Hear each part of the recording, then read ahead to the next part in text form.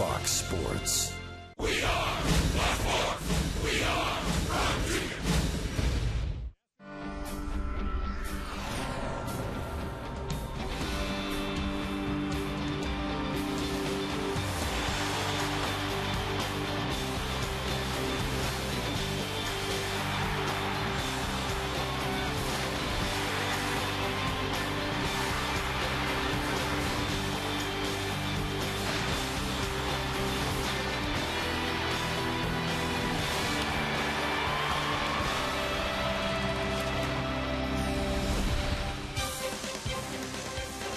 It's time for Dodger Baseball.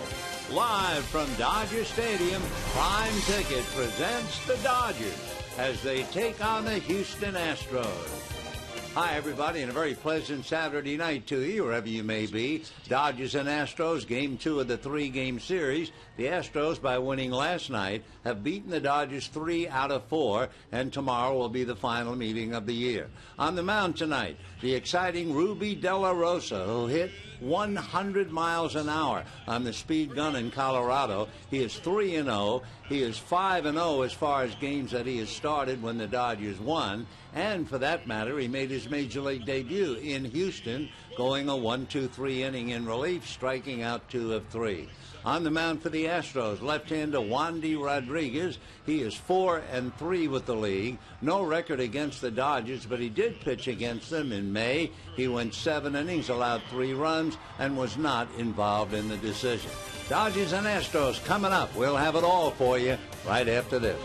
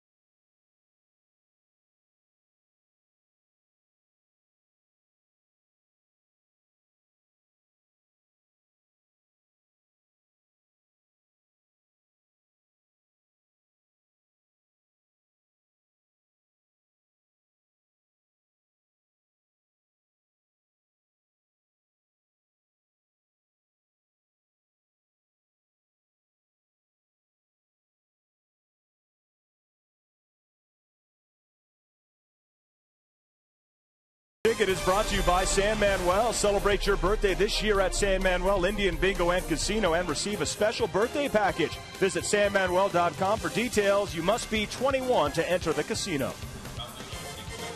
All right, welcome back as we get you set for Dodger baseball, Game 2 of 3 with the Astros. And welcome to Prime Ticket. Looking forward to getting to this game. We're going to go back to Ruby De La Rosa's first appearance in the big leagues, May 24th. And, man, he got through the heart of the order. Yeah, he did, right through the heart of the order. Strikes out Pence and then gets Carlos Lee to break his bat and ground out to short.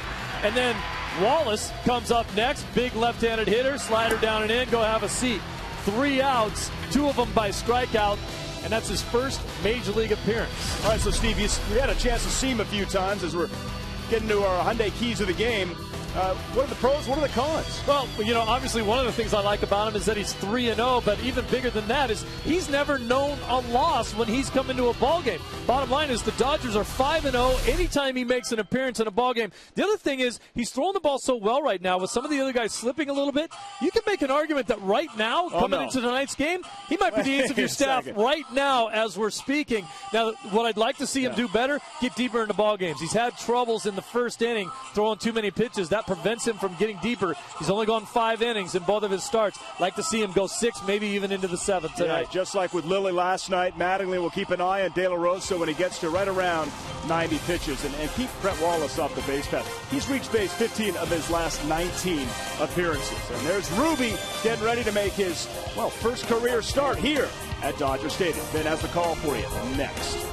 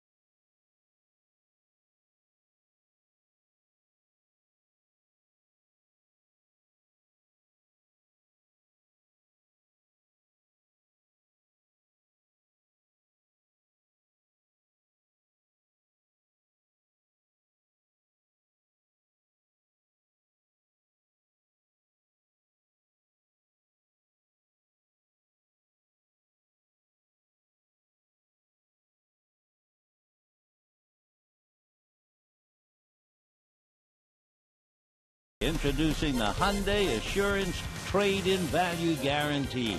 See your Hyundai dealer for details. By Shakey's, win a pizza party for 10. Go to Shakey's.com. By CarMax, now more than ever, the smart choice is CarMax. And by AT&T. Hi, everybody, and a very pleasant Saturday night to you, wherever you may be. We're at Dodger Stadium, Game 2 of the 3-game series between the Dodgers and the Houston Astros. The Astros have beaten the Dodgers 3 out of 4, and tonight it'll be Brad Mills' squad trying to keep it going against young Ruby De La Rosa. And for Brad Mills, who at one time managed in Las Vegas in the Dodger organization, his club now moving a little bit better than they had been. And for Mills, coming in, and for him, I'm sure, a very satisfying 7-3 victory last night. Here's his lineup for tonight. Michael Bourne in center field. Jason Bourgeois is in right field. Jeff Keppinger at second base. Carlos Lee is in left field. Brett Wallace at first. Chris Johnson at third. Clint Barmas at short. Carlos Corporan behind the plate. Wandy Rodriguez on the mound. On the mound for the Dodgers, Ruby De La Rosa. He is 3-0 personally, and the Dodgers are 5-0 in the games in which he has appeared. Interestingly enough, back in May, he made his major league debut against Houston, and it was a 1-2-3 inning, and he struck out 2 of the 3. He has been downright dynamite against left-hand pitching. Left-hand batters, I should say, hitting 152. We were distracted for a moment. Bill Welke left home plate, and what the plate umpire was doing was removing a big hose that had been wrapped up and inadvertently left in the on-deck circle. So, okay, Bill, he's a full-fledged groundskeeper now. And De La Rosa ready to pitch to the speedy Michael Bourne, who has 5 bunt singles and takes ball 1. Among other things, Michael Bourne is first in the National League in infield hits. He has 18 of them. He is a speed burner, hitting 279. Pitch in for a strike, and the count 1-1. In fact, there are rabbits atop the heap with Bourne and Bourgeois. Beautiful evening, 67 degrees as the game gets underway. The 1-1 pitch is high, ball 2, 2-1 the count. So Ruby De La Rosa at 6'1", only 170. And the youngster out of Santo Domingo comes right back 2-1, and that slice down the left field line, heading for the chalk, lands fair. And of course, Bourne, with his great speed, is into second base easily with a pop fly double to left. So the Astros had a couple of important doubles last night.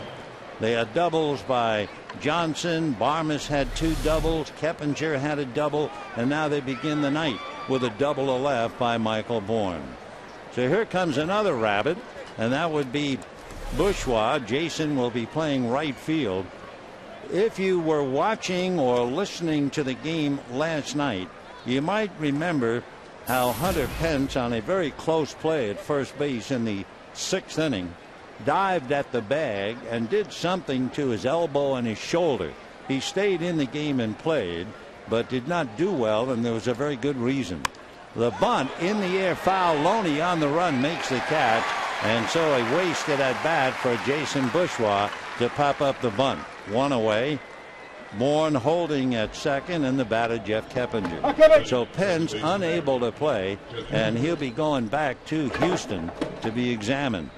So one of the top players, and for those watching on television, you can see Pence tried to avoid the tag by Loney, lunged at the bag with his left hand, and injured. I'm not sure if it was his elbow and shoulder or just the elbow, but he's unable to play. So the Astros lose a very fine player. Hunter Pence, going into last night's game, was hitting .321. So they can ill afford to lose his bat. Now here's Keppinger, the second baseman, hitting .295 with a home run and 7 runs batted in. De La Rosa, a high set, time at the plate, called for by Rod Barajas. So timeout. Keppinger with a home run, 7 runs batted in, hit in the number 2 slot last night, had a double, and went 1 for 5. Right hand batter, open stance, takes a look at the strike, and the count 0-1. So Jeff Keppinger, he's out of Miami, Florida, and the University of Georgia. Is Michael Bourne, a speed merchant at second base. By the way, Bourne could easily steal third if you forget about him. And the pitch by De La Rosa in for a strike. 0-2 the count.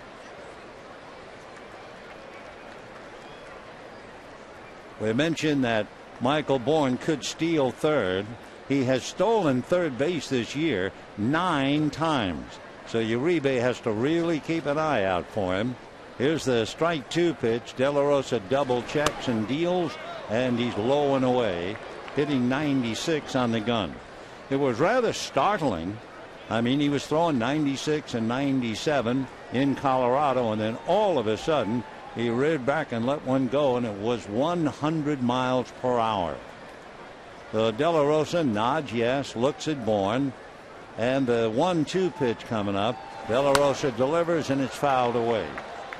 when you throw as hard as he does, you wonder about his accuracy.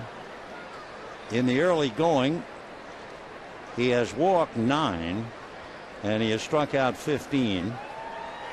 He has 1 wild pitch. So 1 out, first inning. Michael Bourn at second base with his double. Keppinger followed by Carlos Lee. De La Rosa delivers, and it's a little ground ball wide at first. Loney will shovel to De La Rosa, and on the play, Bourn advances to third. So the big out so far, the inability of Bourgeois to get a bunt down. He popped it up. Then Keppinger grounds out. With Bourn at third and 2 down, the veteran right-hand hitter Carlos Lee coming up. Lee 5 home runs, 36 runs batted in, hitting .273. You don't think of Carlos as a base stealer, but last night he stole second in the 4th inning against Ted Lilly. Couple of scores. White Sox leading the Diamondbacks 3-2 in the 7th inning. D-backs 24-11 over their last 35 games. Here's the pitch to Carlos Lee, swung on and popped up. It'll be D. Gordon on the rim, waiting and waiting, makes the catch. So the Astros waste the leadoff double by Michael Bourn, and the big play, the inability of Bourgeois to get the bunt down. The end of half an inning, no score.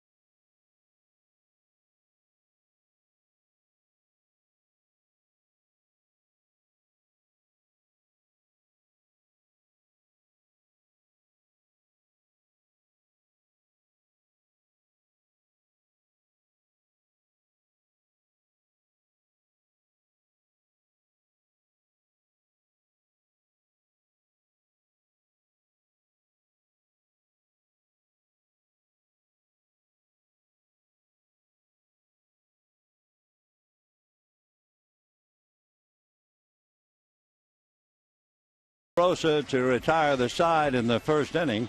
Now we'll take a look at the Dodger lineup coming up in the bottom half.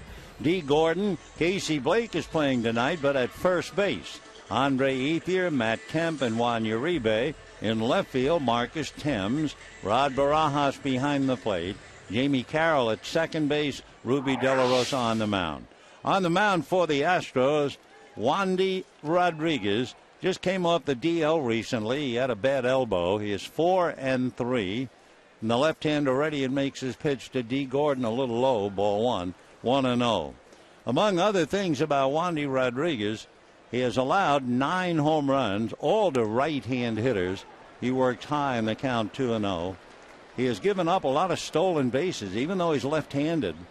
The league has stolen 12 bases without being caught. 12-0. So if Gordon gets on, keep that in mind. He takes a strike, does D, and the count 2-1. Gordon batting .308. Wandy works quickly, comes back with a fastball at the knees for a strike. So 2-2 the count. Wandy Rodriguez is 5'11", maybe 165 pounds, and the pitch now is fouled away. Like so many young players out of the Dominican, Wandy wanted very much to make it to the big leagues, but the people advising him said, you know, Wandy, you'd have a better chance of being signed if you were younger. Here's the 2-2 pitch, curveball down and dirty, ball 3. Anyway, he approached a friend named Enny Cabrera, asked him, "Can I use your name?" And to speed up the story, he entered baseball as Enny Cabrera. Meanwhile, Gordon swings and strikes out and one away. So, like so many others, he began the game under an assumed name, but then later on, he was unable to pass himself off as Cabrera because Cabrera had obtained an official identification card of the Dominican Republic and had to use his real name. Well, after 4 years of lying, the ruse was up, and Rodriguez was so ashamed and frightened he was scared to death of the consequences. The pitch to Blake is in for a strike, 0-1. Casey batting .257. He has 3 home runs, 16 runs batted in. Good curveball in for a strike, and the count 0-2. Anyway, he was so scared he was hiding in a car in a parking lot, and his scout came over and said, "Look, Wandy, don't worry, they'll get over it." The strike 2 pitch, check swing, and down goes Casey Blake. For Wandy Rodriguez, he came in here. He now has 60 strikeouts and 20 walks. Blake trying to hold up on a pitch out of the strike zone. So he's 3-1 strikeouts to walks, and he begins by nailing Gordon and Blake. With 2 out, here is Andre Ethier. For Ethier, overall batting average .312, but hitting only .236 against left-hand pitching. In looking at Wandy Rodriguez and Andre Ethier, the first pitch comes up, and that's a little high, ball 1. Ethier is 2 for 11. That would be a .182 batting average against Wandy. Rodriguez comes back 1-0. Breaking ball, but this one is inside. 2 balls and no strikes. Rodriguez fastball, curve, change, and a cutter. The 2-0 pitch is low, ball 3. He picked up the cutter a couple of years ago when he was a teammate of Andy Pettit. So 3-0 the count to Andre Ethier. Left-hander delivers fastball, whacked over first down the line. Going over to get the ball is Bourgeois. Ethier is into second, and he will hold up there. So Andre sitting on the fastball and got it, and probably doubled over first base. That picture-perfect swing of his producing the double over first and down the line. And the batter now will be Matt Kemp. Juan Uribe on deck. And will they pitch to Matt Kemp? That's always the question, especially after a 2-out double.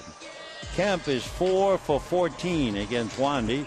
That would be a .286 batting average. So we'll see what Brad Mills decides.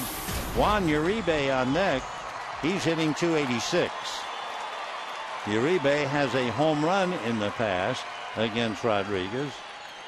So here's Matt hitting .331, 20 home runs, 57 runs batted in. 2-out double by Ethier.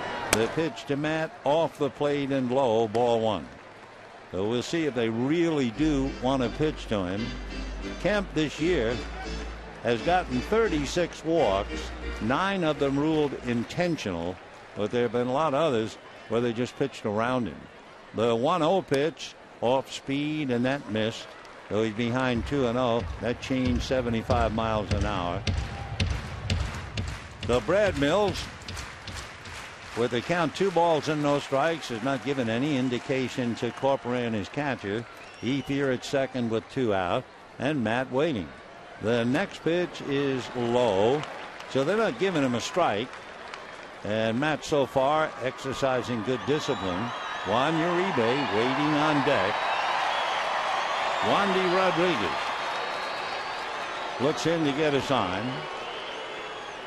3-0, and of course if it's around the plate, I was going to say Matt Kemp might swing. Instead they now walk him intentionally, so he wouldn't chase, and they give him first base. So 2 on, 2 out. Juan Uribe coming up. Another big difference between Uribe and Kemp is what they do with runners in scoring position. Matt Kemp with runners at scoring position as he towers over Davey Lopes because he's standing on the bag. Kemp is hitting .351 with runners in scoring position. Uribe is hitting .200. So not too difficult a decision. Now we'll see how it works. So Uribe with 2 on and 2 out. 3 home runs, 22 runs batted in. Rodriguez ready. Wandy's fastball is low and inside. Ball 1. 1-0 the count.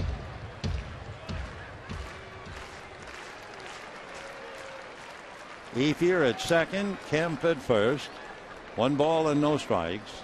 We haven't seen a strike from Rodriguez since Blake. The 1-0 pitch, and that's off the corner. Ball 2. 2-0 the count. So the left-hander struck out Blake, went 3-0 to Ethier, who doubled, and then walked Kemp on 4th. 2 balls and no strikes the count. Out of a stretch goes Wandy Rodriguez, back with a fastball in at the knees for a strike. 2-1. So Uribe backs out for a moment. Now the veteran back in. Marcus Thames hitting back of him. Ethier at second. Kemp at first. 2 out. 2-1 pitch. Check swing for a strike. And the count 2-2 on a pitch that wound up in the dirt. 2-2 the count to Juan Uribe. Deuce is wild here. 2 balls, 2 strikes, 2 out, 2 on. Rodriguez hiding the ball back of his left hip. Now the left-hander ready and delivers. Fastball hit in the air to right field. Pop fly, really. Bourgeois comes up to make the catch. So a wise decision indeed. Walk Kemp, get Uribe, you're out of the jam. And at the end of an inning, no score.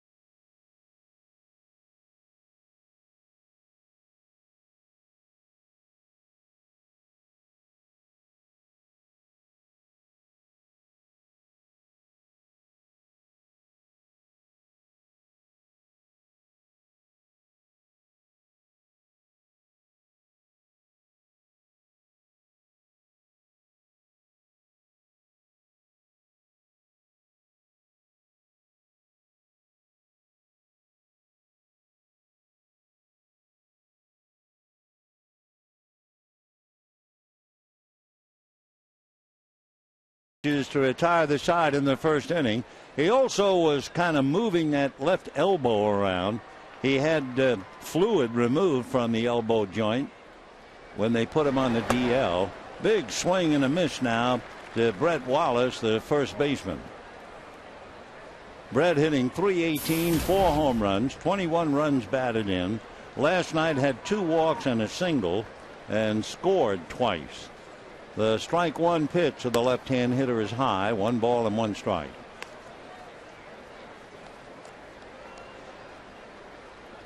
Wallace last night made a couple of dazzling plays on balls hit by Andre Ethier. The 1-1 pitch on the way, and he holds up. It's off the plate, ball 2. However, isn't it part of the game? After making some wonderful plays by Ethier, a little ground ball by D. Gordon in the 9th inning, and he kicked that for the error. Here's the 2-1 pitch taken for a strike. And of course that extended the inning. It also gave Ethier a chance to have a 2-run home run instead of 1. But Brett, a solid young player, huge thighs. Now the 2-2 pitch on the way. Left-hand batter waiting. Ruby De La Rosa backs off the rubber for a minute. Wallace lives in Sonoma, California. He's from Marin County. He holds up, can't do it. Down he goes on a pitch in the dirt. So Wallace strikes out, 1 away here in the second inning. A reminder, Tuesday, Dodgers and the Detroit Tigers at 7:10. You'll receive your very own Dodger beach towel presented by Time Warner Cable. For tickets, visit Dodgers.com/promotions or call 866-DODGERS. Wallace strikes out, 1 away, and the batter will be Chris Johnson, the third baseman. Johnson last night had a single and a double, scored 1, knocked in 1. Chris, right-hand hitter, and De La Rosa ready and delivers. Johnson takes a strike. 0-1 the count to Chris Johnson. He's from Naples, Florida, went to Stetson University, hitting .237 with a half a dozen home runs. The strike 1 pitch is fouled away, and the count 0-2. For Chris Johnson, his big problem, he is number 1 in the highest rate of strikeouts to walks. He averages about 7.5 strikeouts for any walk that he gets. Strike 2 pitch on the way, and the right-hand hitter fouls it away again. To back that up, we see what he's done this year.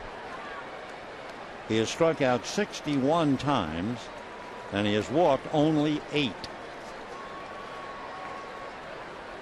So Johnson waiting at the plate. Now the strike 2 pitch on the way to Chris, and it's taken low, ball 1. He's the son of former big leaguer Ron Johnson, who is now the Red Sox first base coach. Ron played in Kansas City with the Royals. In fact, young Chris passed up the Red Sox offer to go to Stetson College. The pitch is swung on and missed, and down he goes.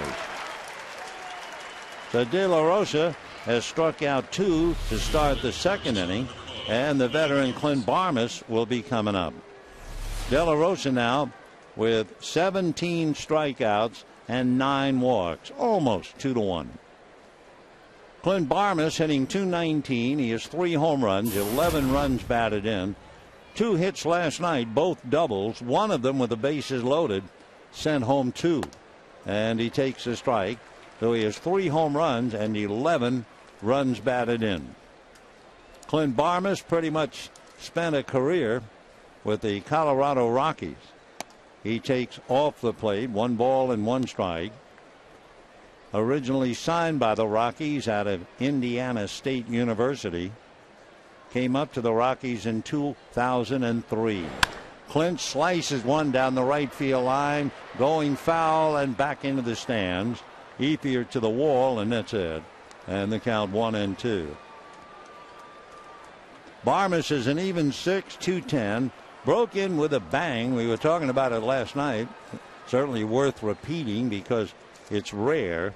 He hit .410 in his first month in the big leagues, ranking behind only Andres Galarraga in his rookie April, hit .415. But Barmas chases one in the dirt, and so Ruby De La Rosa strikes out the side.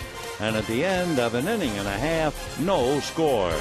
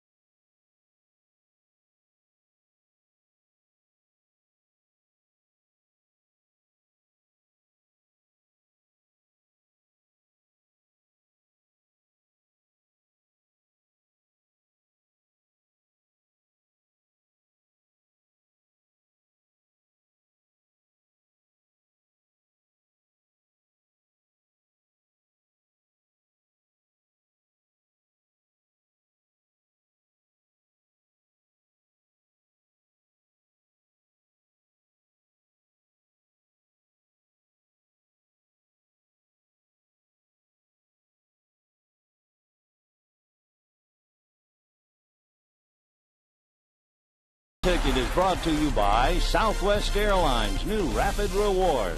Unlimited reward seats and no blackout dates.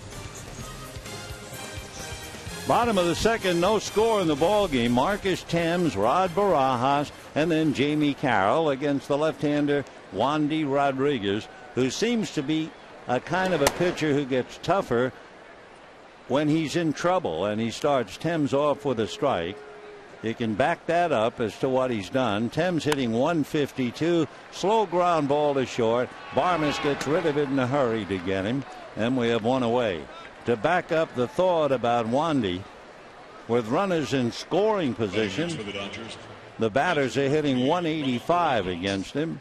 With runners in scoring position and 2 out, the batters are hitting 143 against him. So Wandy, after giving up the double to Ethier, walked Kemp intentionally, and sure enough got Uribe, and that was that. So now here's Rod Barajas hitting .222, 8 home runs, 21 runs batted in, and against Wandy, this will be his first at bat ever. Rodriguez delivers fastball low, ball 1. The Astros have a couple of Rodriguez. They have a Fernando Rodriguez, Anery Rodriguez, and Wandy. The 1-0 pitch off the plate. So he's behind the Barajas 2-0 with Jamie Carroll on deck. No score, bottom of the second inning. Wandy ready, and the 2-0 pitch fouled away off to the right. 2-1 the count with Wandy Rodriguez working on Rod Barajas. Rodriguez has to be a pretty good guy in his hometown of Bonao in the Dominican Republic. The 2-1 pitch, ground ball wide at third, off the glove of Chris Johnson, and Barajas safely aboard. So that was very much playable, and we have to assume that'll be an error, and the batter will be Jamie Carroll. For Johnson, going to his left, ball didn't really come up, but it went off his glove. For Johnson, he has now made 7 errors at third base. So Barajas aboard on the error. And the batter Jamie Carroll hitting 8th in the lineup. 1 out, runner at first, bottom of the second, no score. We were talking about Wandy being a good guy in the little town in the Dominican where he's from.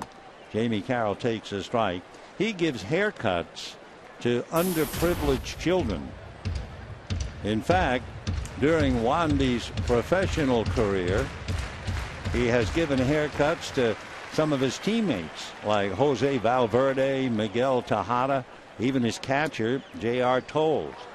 The pitch to Carroll, a strike, though Jamie in a hole 0-2. Of course, we remember Sal Magley, who was called the barber, but we're looking at a true barber here in Wandy Rodriguez. Don't know about shaves, but certainly the haircut. No balls and 2 strikes. The count to Jamie Carroll. 1 out, Barajas at first. Wandy out of a stretch. A left-hander deals. Carroll takes high. 1-2 the count. Remember, although you certainly wouldn't expect it with Barajas, but base stealers with normal speed take advantage. They are 12 for 12 in stealing against Rodriguez. Curveball low, scrambling save by Corcoran, and a 2-2 count. You know the old story, it's tough to get to the big leagues. It's even tougher to stay here. You might have missed it. It was just a little line in the paper. Chris Coughlin of the Florida Marlins, he was the Rookie of the Year in 2009. They sent him down today. Carroll fouls it back, and the count stays 2-2. So a Rookie of the Year 1 year, and a little more than a year later, back to the minors. For the Dodgers, Kenley Jansen is up and on the roster. Josh Lindblom has been sent down to Double-A. 2-2 to Jamie. Rodriguez ready. Left-hander's curveball hit in the air to right field. Bourgeois stayed there to make the catch. He was shallow anyway. So the fly ball to right, 2 down. And the batter will be Ruby De La Rosa. So Barajas at first, and the important thing really, and certainly not to be overlooked, that old story, little things mean a lot. That error by Chris Johnson, if nothing else, gets the pitcher out of the way, unless De La Rosa gets aboard. He swings, doesn't get it. He's only had a couple of at-bats. But it's always nice to start the inning against the pitcher as the leadoff hitter. And Chris is fully aware of that. De La Rosa takes off the plate, 1-1. So even if De La Rosa makes out and you say, okay, the error didn't hurt, well, that means the Dodgers would start the next inning with Gordon instead of De La Rosa, who swings and doesn't get it, and the count 1-2. Up to date, Rockies 5, Tigers 3. There in the 8th inning. White Sox leading the Diamondbacks 6-2 in the 9th. Giants A's in the 2nd inning just starting. De La Rosa hits one into left field for a base hit. So of course that now changes everything. He was 1 for 4, and he gets a fly ball single to left. Curveball, he went down and just hacked at it, and sure enough hit it in front of Carlos Lee, who is not known for great speed out there in left field anyway. So the error and the single, and now with 2 on and 2 out, the other thought, of course, for Chris Johnson, if I had made the play, it would have been a 1-2-3 inning. Here's Gordon, who struck out in the 1st inning, and he looks at an off-speed pitch away, ball 1. Gordon batting .300, 1 run batted in. Rodriguez out of a stretch, checks the runners, now comes back to Gordon. This one's in there, and a 1-ball, 1-strike count. Wandy Rodriguez, 2 wins and 2 losses here at Dodger Stadium in his career. He's 3-3 lifetime. Back he comes with a fastball off the plate. Ball 2, 2-1. Casey Blake on deck. Gordon, in this brief homestand that really just started with Cincinnati, he's hitting .263 during the stand. 2 out, 2 on, 2nd inning, no score, 2-1 pitch off the plate. So Rodriguez, who walked Kemp intentionally in the 1st inning, now on the edge of loading the bases here in the 2nd. Plants a left foot on the first base side of the rubber. And Wandy ready, in the 3-1 fastball is hit into right field, base hit. Up with it is Bourgeois. Barajas coming to the plate, close play. He is out at the plate. We had to wait for Bill Welke, a great block, and Corcoran held on to the ball. Barajas gave him his best shot, and Corcoran holds on. Bourgeois makes the throw to the plate. It was right on the money and in plenty of time, and the only thing Corcoran did wrong really was to get down on both knees, and that reminds you what happened to Buster Posey. You don't have to do that, but he took the lick and held on, and it's no score at the end of 2.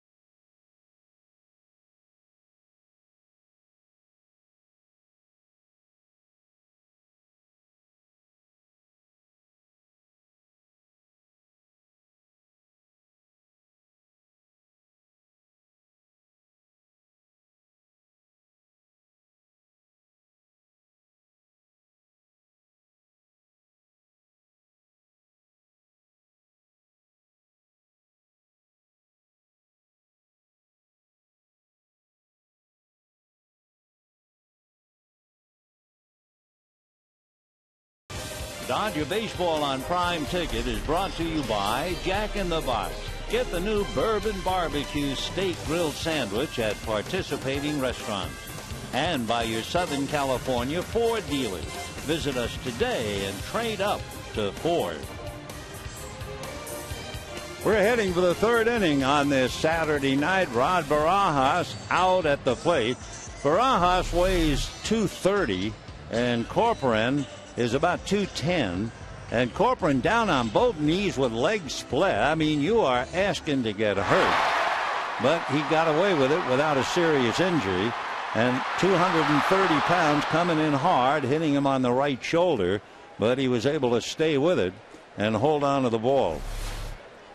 Now here's Corcoran at the plate. First ball swinging and fouls it away. And the count, no balls and 1 strike. Bill Welke, the plate umpire, and rightfully so, took a lot of time because the bodies were tangled and rolled over, and you had no idea whether Corcoran had the ball in his glove or not, or in his hand, and he had both. Switch hitting catcher, swings, doesn't get it, and he's in a hole 0-2.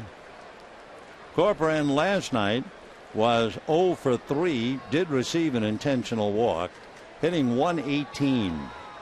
The strike 2 pitch on the way, and Corcoran fouls it back. He's 6'3" at 210, hangs over the plate. He is a switch hitter, batting left-handed against Ruby De La Rosa. He's from Hato Rey in Puerto Rico, originally drafted by the Brewers. Strike 2 pitch on the way.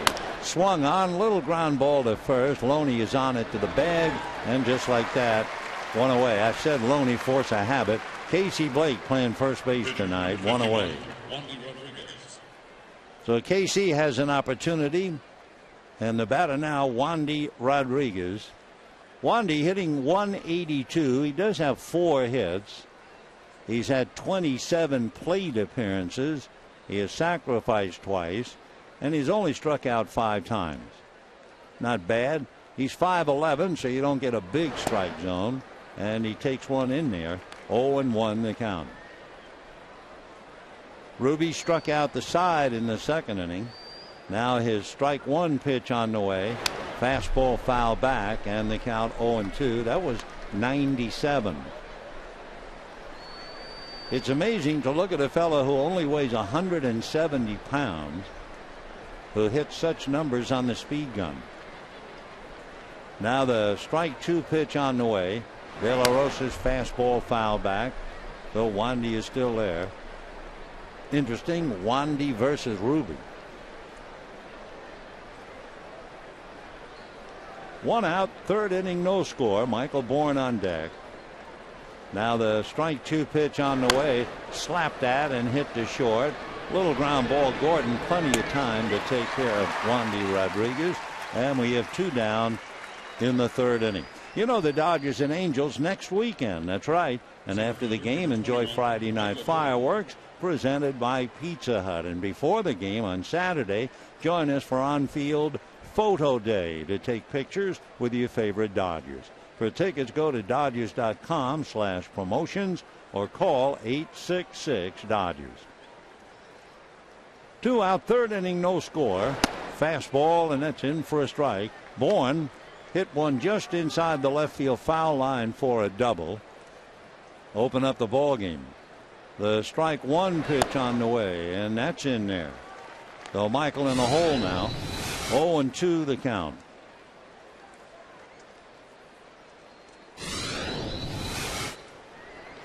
Strike 2 pitch on the way, and Bourne takes off the plate.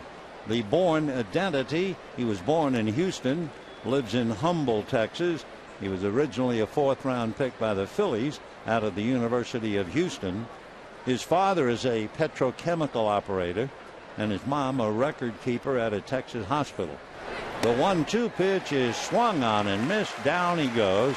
4th strikeout for Ruby De La Rosa. He is now retired 9 in a row since Bourne's double, and at the end of 2.5 innings, no score.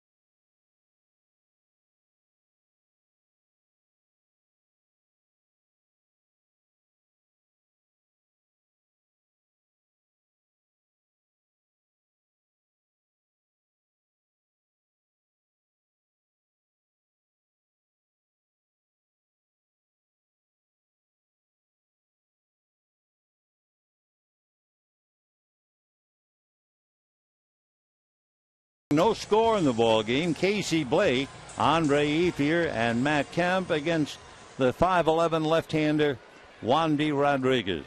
Blake couldn't hold up on a high pitch and struck out in the first inning. Rodriguez ready and deals. Casey takes a hook in there for a strike, and the count 0-1. Bottom of the third, no score. Tomorrow afternoon, Bud Norris and Hiroki Kuroda. The next one evens the count, 1 ball and 1 strike. Wandy's 1-1 pitch on the way. Blake promptly lifts it to right, but coming up is Bourgeois to make the catch. So Blake, a line drive to the right fielder, 1 away in the third inning. Right fielder, number 16. And that'll bring up Andre Ethier. Back in the first inning, Rodriguez went 3-0 to Andre. Tried to get a fastball in there. Andre green lighted, promptly double to right.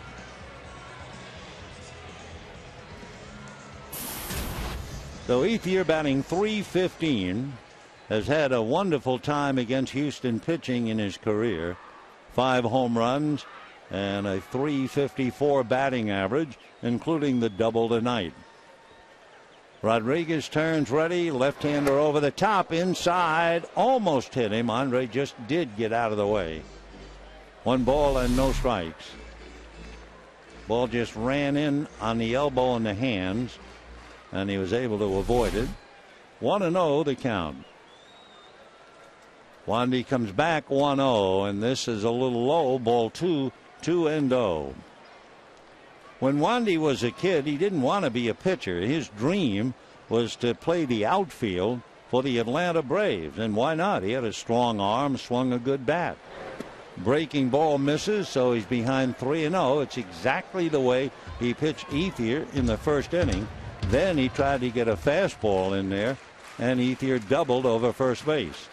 3-0 pitch. Fastball lifted back a third down the line. A trio of Astros, and a foul ball it is, despite an all-out effort by Carlos Lee.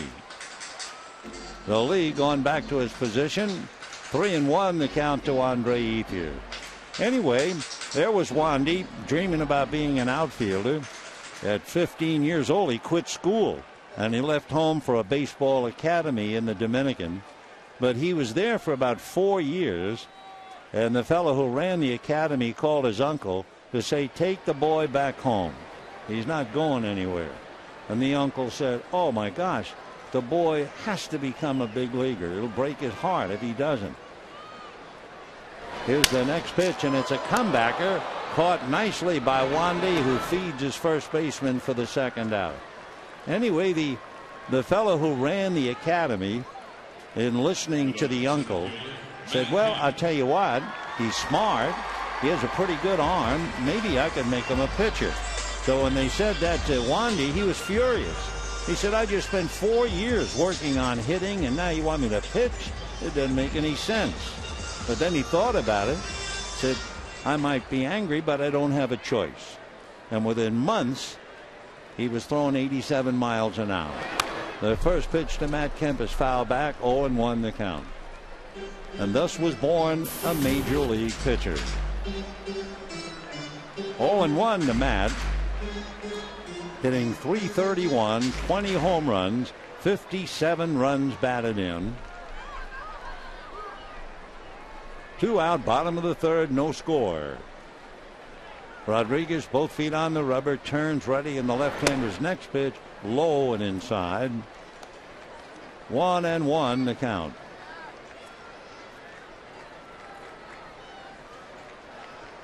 Kemp waiting on that 1-1 pitch, and the next one is low, ball 2. 2-1. Back in 2009, his first 5 starts, Wandy's earned run average was 1.6 because he started to use his changeup a lot more. Curveball hit down to short. Up with it there is Barmes, makes the play. Wandy sets him down in order. So we have 3 innings in the books, and Wandy says to the plate umpire, wow, and we're no score.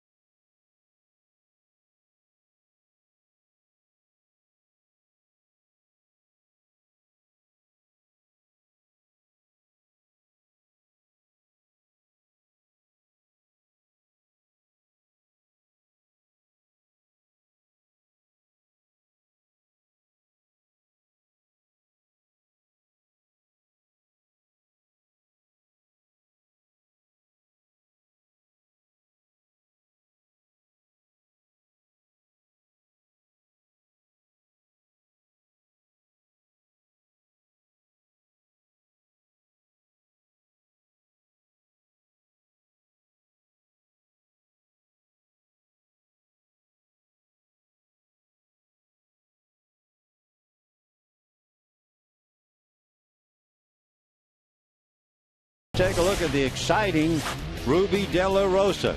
In the second inning, he struck out Brett Wallace on a check swing, blew down Chris Johnson, and also nailed Barmas on a pitch in the dirt, then took care of Michael Bourne. So he has 4 strikeouts, and he has retired 9 in a row after giving up the fly ball double to Michael Bourne, leading off the game. And that's a strike to Jason Bourgeois. Bourgeois' father worked in the Astro ticket department in the old Astrodome. 1 ball and 1 strike to count.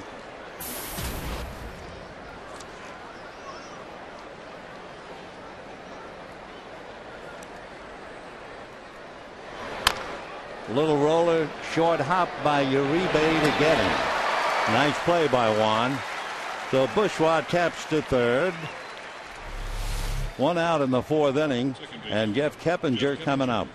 Kind of a do or die play, and he got a nice bounce. The ball finding the glove.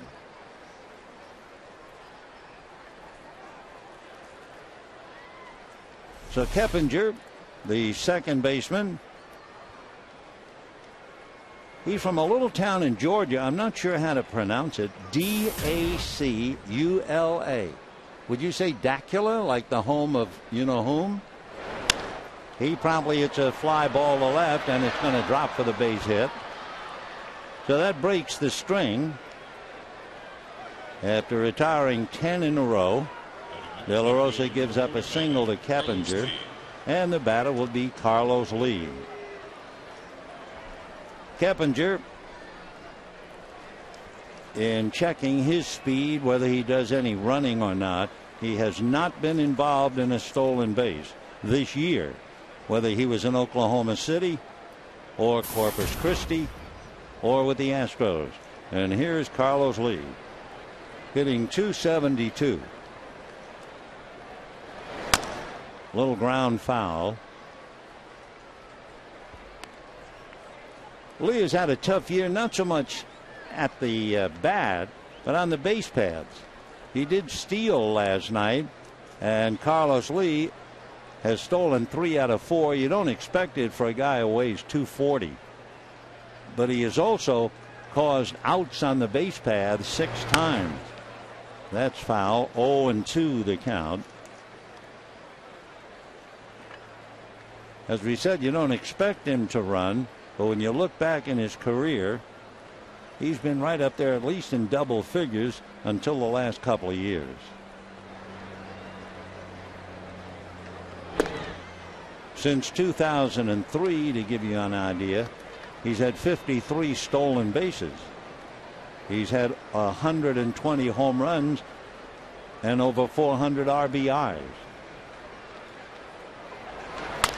Hard chopper, foul again. Carlos Lee is from Agua Dulce, Sweetwater in Panama. 6'2", 240. He'll be 35 just around the corner on the 20th. Originally signed as a free agent by the White Sox. Fastball, a cracked bat, a hopper to short. They get one easy double play. So Carlos Lee has the bat cracked and grounds into his 5th double play of the year. No runs a hit, nobody left, and at the end of 3.5 innings, no score.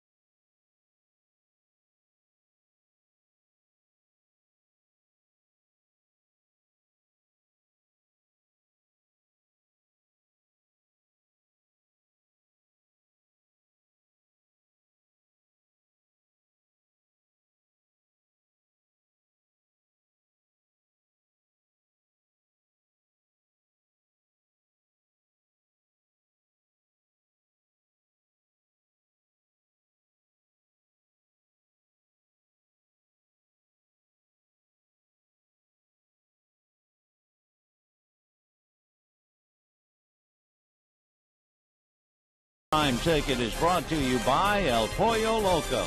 Now for only $5, get one of our 5 tasty combos. They're the combos other combos wish they could be. Catch them before they're gone. By Corona, who invites you to find your beach.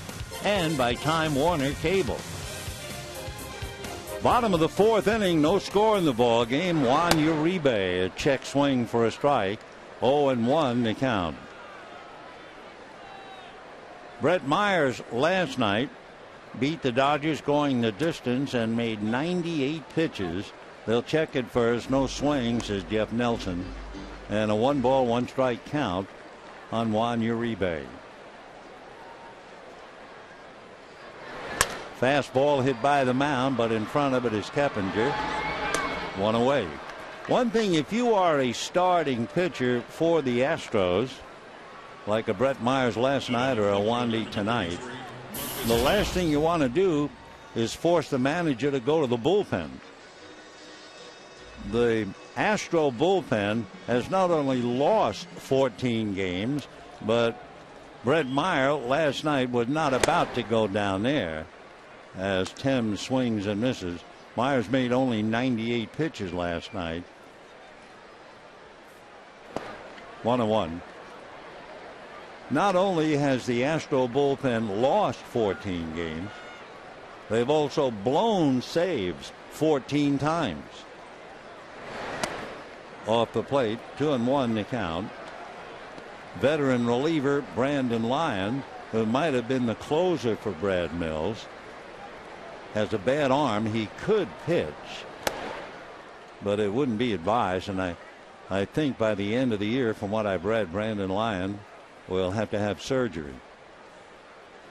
The problem is, Dr. Louis Yoakum, who examined him, said, that'll do it for Thames. He said, I know what you need to have the surgery. By the way, Tim's got a piece of it, so he's still there. But the doctor said, I have never run across that. I have never, ever had a major league pitcher come to me with that kind of a problem. And, of course, the light bulb goes on, and you think, yeah, but that's what happened when Tommy John saw Dr. Frank Jobe. So we wish Brandon Lyons a lot of luck. Indeed. 2-2 the count to Marcus Thames. Pops foul, out of play, upstairs. We're in the bottom of the 4th, no score. Wandy Rodriguez and Ruby De La Rosa. 2 balls, 2 strikes. Fastball pulled foul down the line. So Marcus still up there, working on a 2-2 count. Thames coming off the DL, trying to get his stroke back.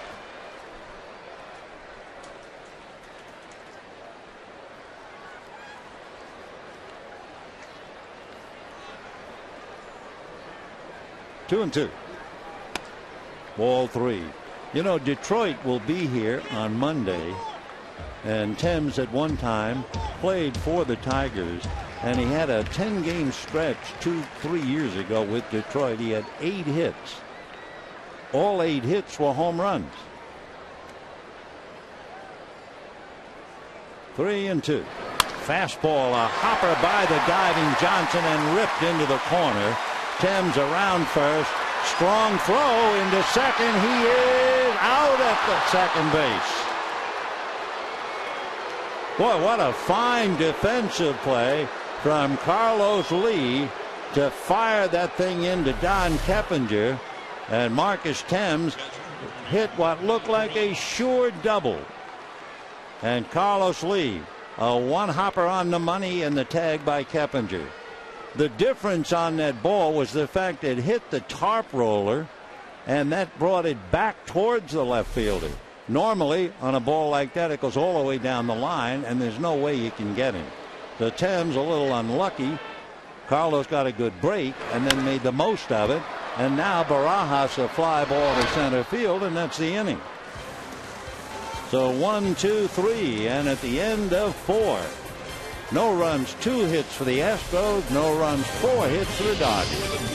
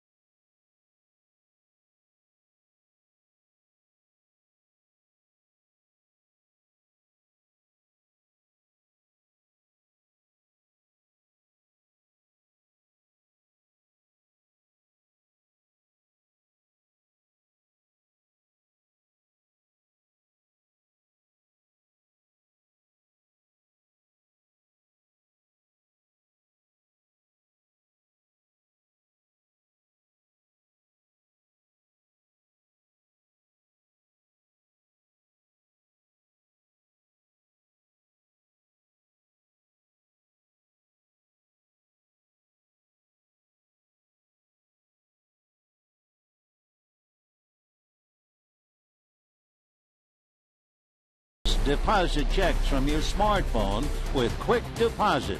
Take a step forward and chase what matters. And by your local Mazda dealers. Fifth inning, no score in the ball game. Ruby De La Rosa, starting the fifth, has had a first pitch strike to 11 of the 13 hitters, and this time he misses. He has had remarkable control so far. He's not had a 3-ball count. He's had only two 2-ball counts. That's a little low. Ball 2, 2-0. Remember when the inning ended in the fourth inning, Wandy Rodriguez walked off the field, and you could read his lips when he looked at the plate umpire and said, "Wow." I think he was saying wow because he felt that Bill Welke was having a tough time with the strike zone. Didn't argue, but he said something, I'm sure, about it. And then Brad Mills spent the time between the end of the fourth and the beginning of the fifth talking to the plate umpire. 3-1 the count. For Bill Welke, he's been a major league umpire over 12 years. He has a bachelor's degree in business administration from Western Michigan University. His brother Tim has been an umpire in the big leagues for 27 years. 3-1. Off the plate, ball 4. A reminder, tomorrow, Father's Day, presented by Farmer John, and all fans receive a barbecue apron.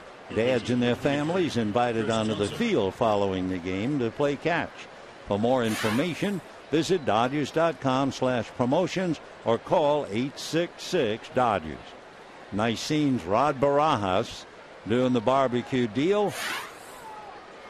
He tried to barbecue Carlos Corporan with that collision at home plate, but it didn't work. Hit in the air, foul off to the right, out of play. So Chris Johnson struck out in the second inning. And don't you know, as soon as we talk about De La Rosa's great control, he walks the very first batter that he faces. They just won't follow the script. 0-1. 1 ball and 1 strike. That's when he takes a little off his fastball. That was 93. He's hit 97. 1-1. Chris Johnson with Clint Barmas on deck.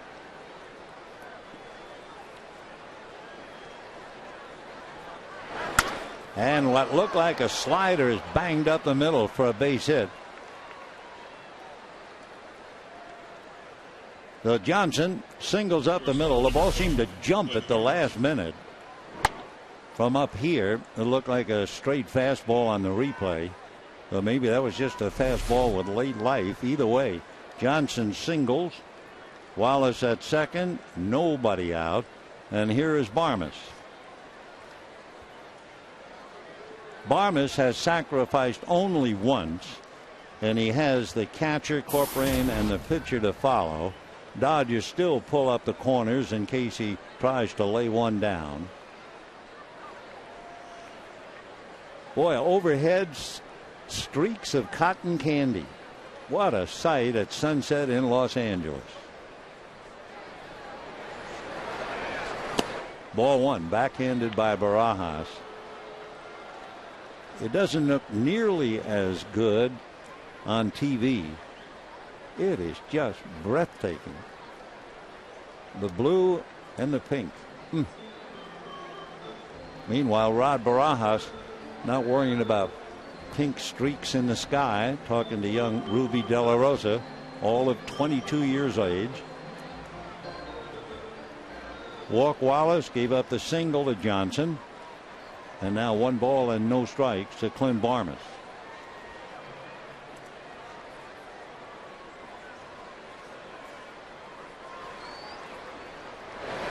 And Barmas lifts a fly ball down the left field line, hooking foul and well back into the stands.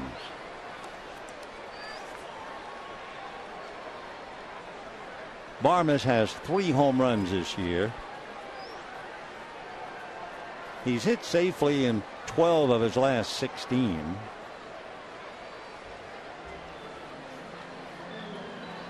First and second, nobody out. 5th inning, no score.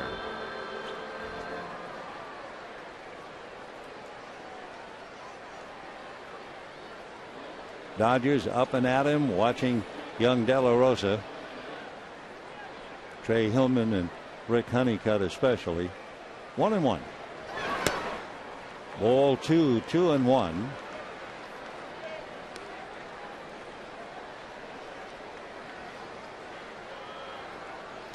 De La Rosa throwing in the high 90s, but suddenly behind 2 balls and 1 strike.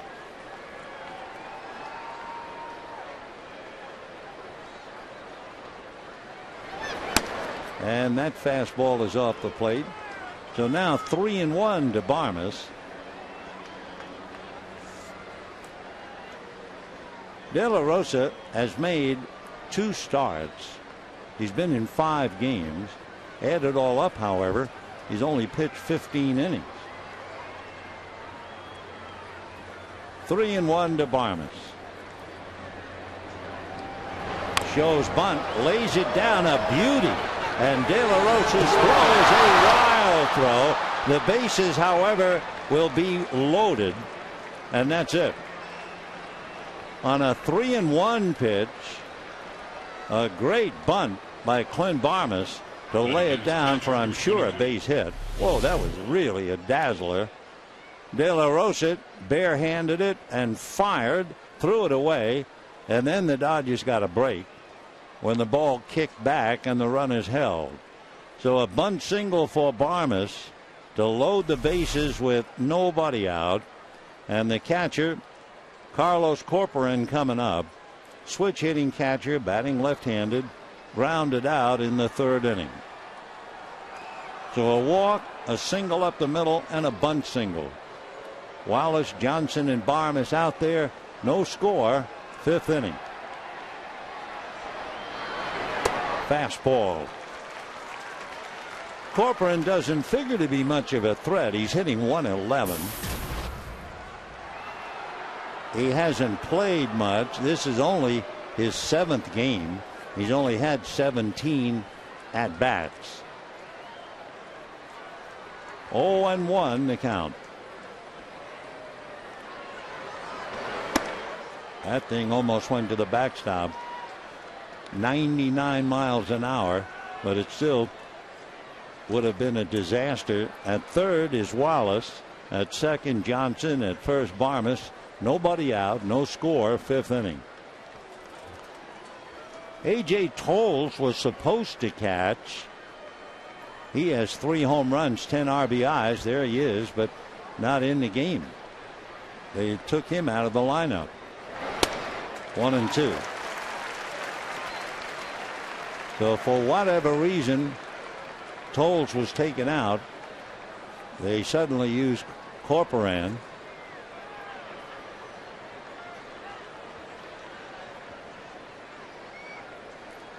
Hitting 111. He has 1 run batted in. 1-2. Yeah, he's mismatched right now. He did not ready.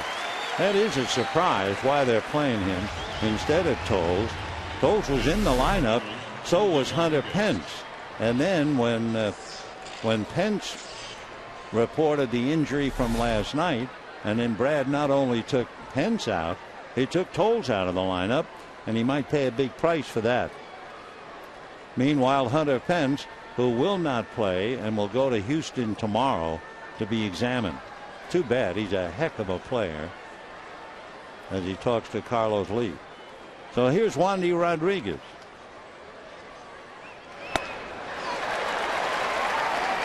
Oh-1. Rodriguez grounded to short in the 3rd inning.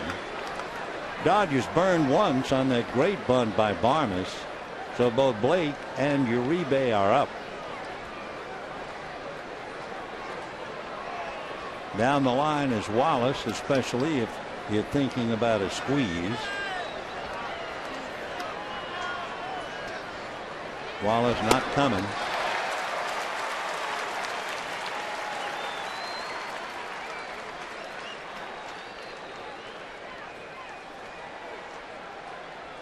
On deck, Michael Bourne, who might be the biggest obstacle. Corcoran certainly looked mismatched. Wandy's having trouble, and Bourne waits. 0-2 to Rodriguez.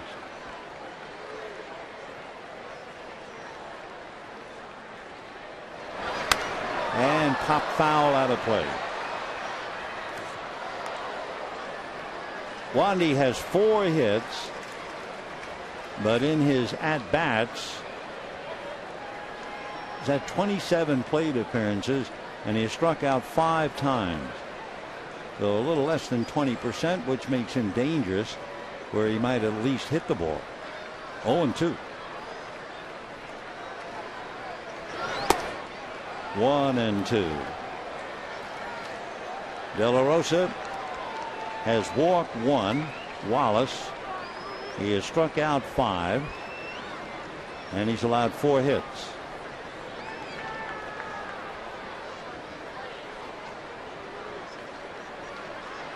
One and 2. And fastball, of course, at 95. That's 6 strikeouts for Ruby De La Rosa. And the batter now will be Michael Bourne, who had that fly ball double and was struck out in the 3rd inning. Bourne has never hit a grand slam.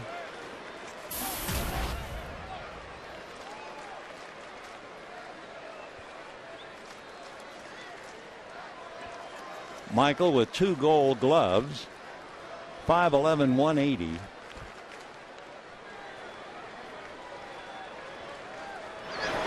And fouled away.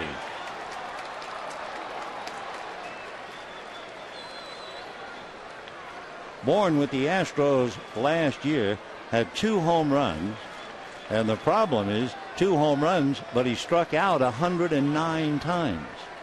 So with 2 home runs, that's not much of a bargain. He does hit well. He's hitting .281. That's off the plate. 1-1. De La Rosa, remember, struck out the side in the 2nd inning. So he's now trying to do it with the bases loaded. Struck out Corcoran, struck out Rodriguez. 1-1. And ball 2. Bourne at 5'11", but he doesn't give you a straight up strike zone.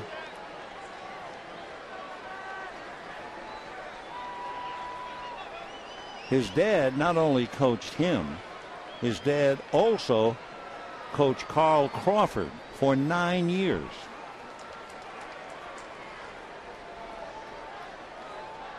Two and 1 to Michael. And ball 3.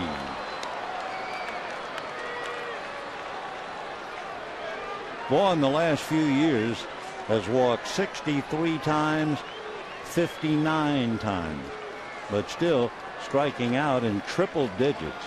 For De La Rosa, this will be his 27th pitch of the inning and 72 pitches in the game. 3-1. Big pitch. Fouled away. So we've gone about as far as we can go. Bases loaded, 2 out, 3-2 the count to Michael Bourne, with Wallace at 3rd, Johnson at 2nd, and Barnes at 1st. Crowd trying to root De La Rosa home. No score here in the 5th inning. 3-2. Runners go. Fouled away. Looking at Bourne's numbers this year, he has struck out 55 times. But boy, if he gets on base, he's stolen 29 out of 32.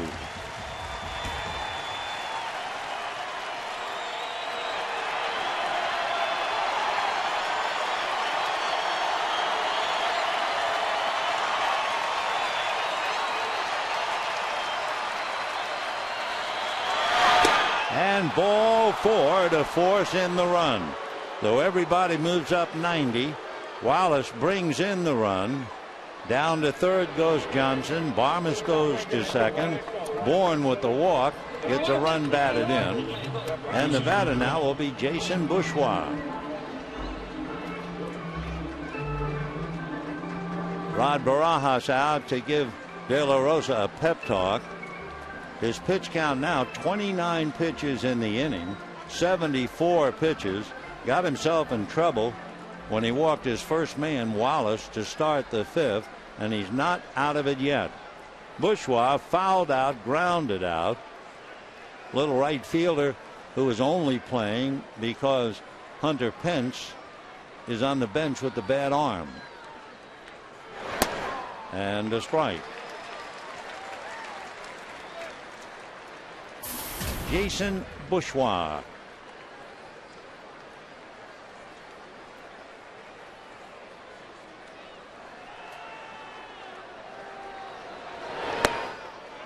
One ball and one strike.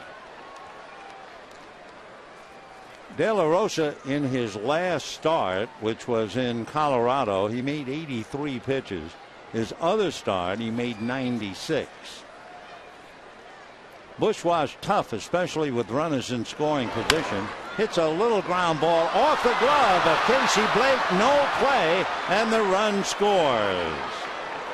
So Casey playing first base to get a right-handed bat in there instead of James Loney, and he's unable to make the play, and the Astros lead 2-0. We'll wait on the scoring. Second baseman, Jeff Keppinger. So the run is brought in by Johnson. It's going to go as a base hit off the glove of Casey Blake, and everybody moves up. Bourne goes to second, Barmes goes to third, and Johnson scores. 2-0 Houston on 5 hits. And now the batter is Jeff Keppinger, who is 1 for 2, hitting third in the lineup.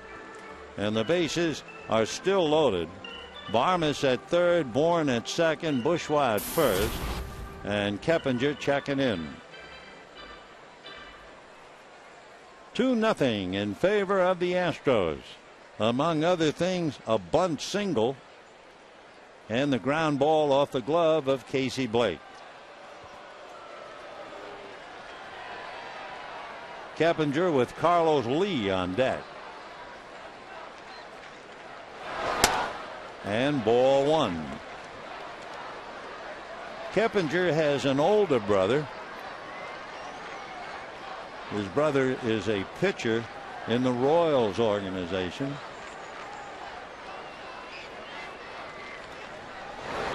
And he probably hits it into right field. By the time Ethier cuts it off, 2 runs are in. Bourgeois goes to third, and all of a sudden the wheels have come off De La Rosa's cart, and it's 4-0 Houston.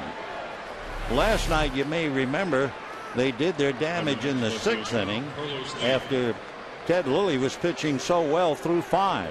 Tonight, the Astros jump on De La Rosa 1 inning earlier. So Keppinger, a clutch single, his second of the night. 2 runs batted in. Bourgeois is at third. Carlos Lee coming up to the plate. So Blake unable to handle that little ground ball by Bourgeois.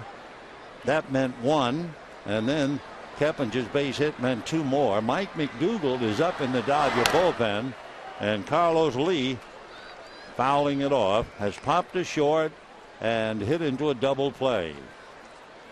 Lee is the big man.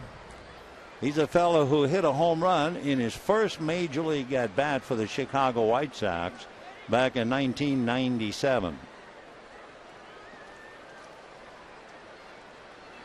Carlos, 35 years old. He has 5 home runs. Of course, in his career, he's hit as many as 32. Signed at 17.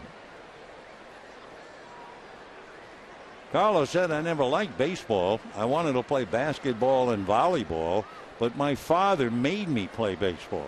Boy, is he glad. How glad? Well, to give you an idea, the last 2 years, Carlos Lee has made $19 million playing the game he didn't like. 2-1 the count.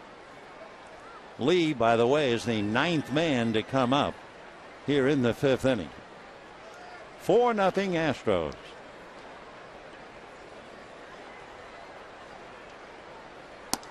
And that's a strike. 2-2. Carlos is a rancher. I mean, he has about 6,000 head of cattle. He also is one of the top Brahma bull breeders in Panama. That is showing he entered a bull named Brad Osmus after his teammate, and of course former Dodger catcher as well. What an inning for De La Rosa. This will be his 39th pitch in the inning.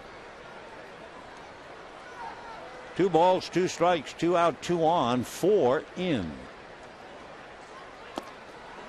Ball 3. On deck, the man who led off the inning with a walk, Brett Wallace.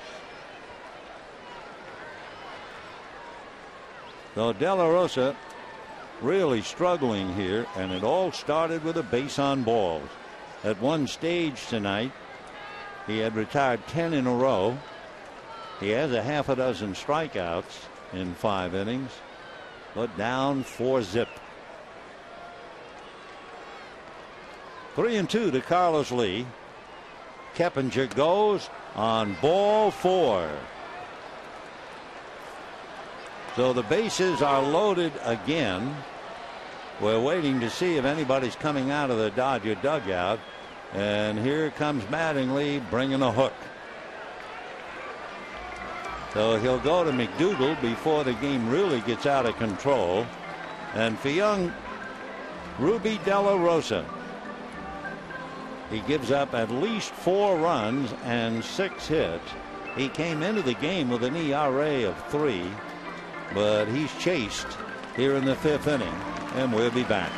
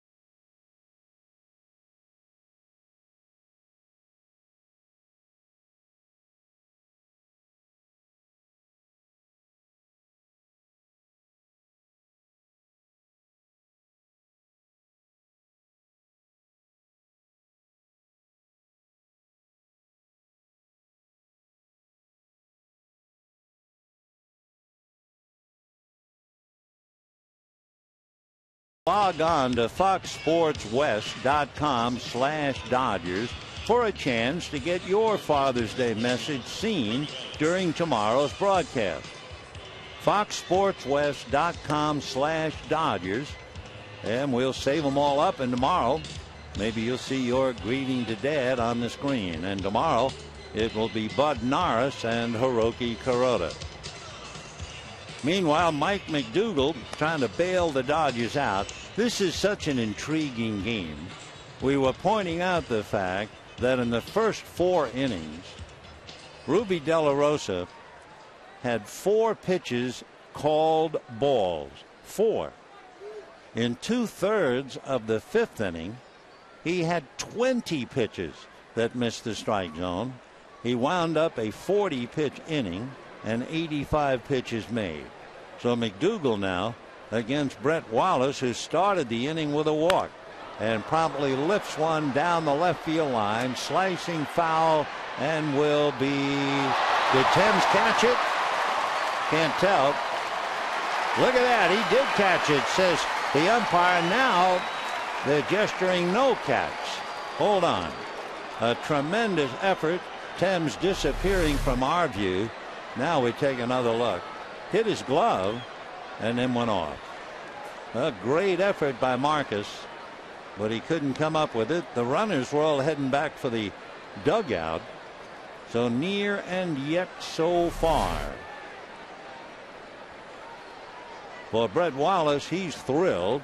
He still had a chance to pick up some RBIs. Wallace has struck out, walked, scored a run, hitting .317. He does not have a grand slam in his young career. 0-1.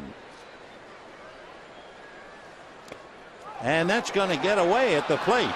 And that will bring in Bourgeois. It is 5-0 in favor of the Astros. Barajas went down and he hadn't gotten up yet. Rod is just sitting on the grass. He might have hurt himself. The ball bounced up, might have gotten him in the groin. And as he goes over to recover and has no one to throw, and now he's obviously hurting. And he's asking for time. He can't get up. And I think he took that below the belt. Yep, he did. So for Barajas, who was in that collision with Corporan, and now, well, they're checking his right foot. And he's coming to the bench, and he might be coming out. And it could be that he's been playing on that bad foot since the collision in the second inning. And maybe this just aggravated it. And you can see grimacing as he went down. So 5-0 in favor of the Astros. A wild pitch. That scores Bourgeois. And he belongs to De La Rosa. Meanwhile, Rod going back to the pit for repair. Diana Navarro will have to put on the gear. So somebody should go out there and at least play catch with Mike McDougal, as Diana Navarro has to put the gear on. So Rod Barajas shaken up, and the Dodgers will go to Navarro here in this wild fifth inning. We have a moment, so we'll have a chance. You know, the 16 greatest moments in MLB All-Star Game history, they go head to head, and we want to determine which is the most memorable of all time. So go to MLB.com/moments, vote for your favorite Midsummer Classic, tune into the 2011 MLB All-Star Game coming from Phoenix, Tuesday, July 12th at 5 p.m. on Fox. Find out who won as far as the memorable moment, and then who won between the National and the American League. So McDougal and Navarro become the new Dodger battery. 5-0 Houston. Everybody moved up on the wild pitch, so Keppinger is now at third.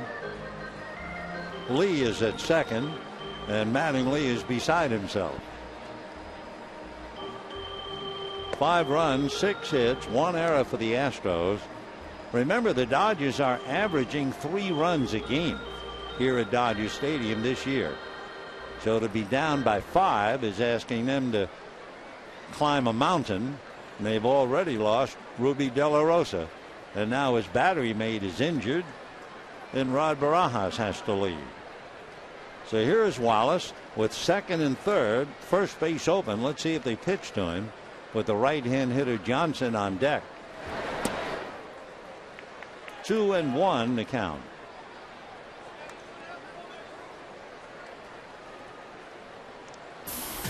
Brett Wallace went to school at Arizona State. He wanted to go to that school when he was a little guy, and he got his wish. 2-2. Brett Wallace, 6'2", 25 years old in August. Originally a first-round pick by the Cardinals. He has Keppinger at third, Lee at second, still 2 out, and a high 5 on the scoreboard. And down goes Wallace as the Dodgers finally get that last out in the 5th. Put 5 up there for Houston, and they lead 5-0.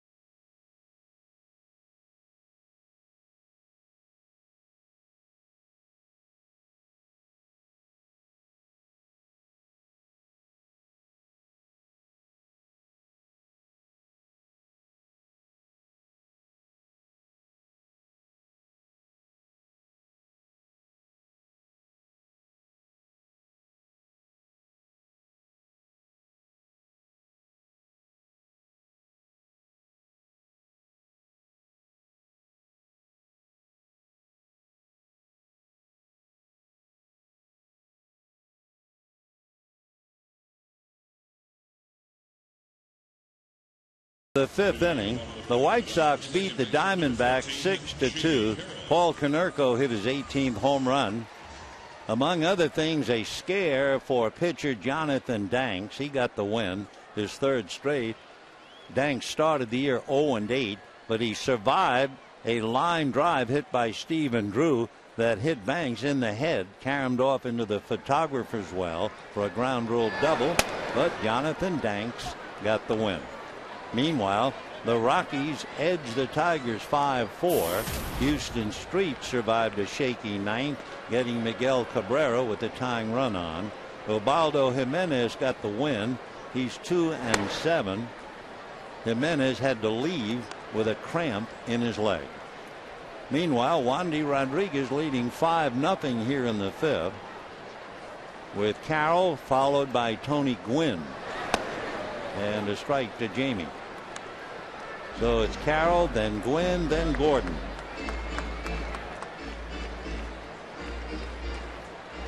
Mike McDougall made 5 pitches to end the inning. 1-2 the count on the foul ball. Jamie flied to right field in the 2nd inning. Down in the Dodger bullpen, eligible to pitch once again, is Kenley Jansen getting ready. Slow curveball hit down to Barnes, and that'll do it for Jamie. 1 away. Time to get you thinking. For our everyday trivia question, which player holds the Astros and LA Dodger records for most home runs in a season by a center fielder? I will give you the answer in a little while. And here's Tony Gwynn. Tony coming off the bench, hitting .220. As a pinch hitter, he's 5 for 14. He's done well. And then D. Gordon on deck. That's a strike.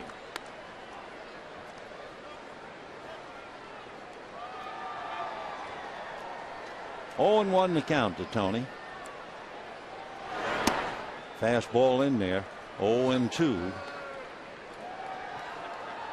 So Wandy Rodriguez leading 5-0 here in the 5th. De La Rosa and McDougal have been used. Kenley Jansen will be coming in.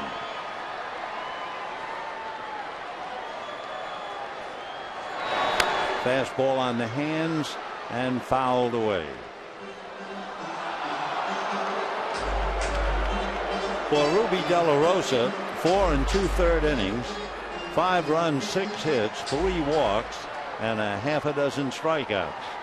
Wandy, meanwhile, has allowed 4 hits, nothing else. The pitchers, De La Rosa and McDougal, sitting side by side, and Tony Gwynn looked like he went after a pitch way out of the strike zone, and down he goes. So 2 out, and D. Gordon coming up. You know, Wandy Rodriguez has been around a while, and his career monthly record shows that he is under 500 in every month except July. His career record in the month of July, 18 wins, 6 losses. Remarkable. Drag bunt, and it's going to go foul. So that'll give us a chance. In April, he's 9-10. In May, 11-13. In June, under 500, 13-14. August, 10-13. September, 5-10. But July, 18-6. That's remarkable.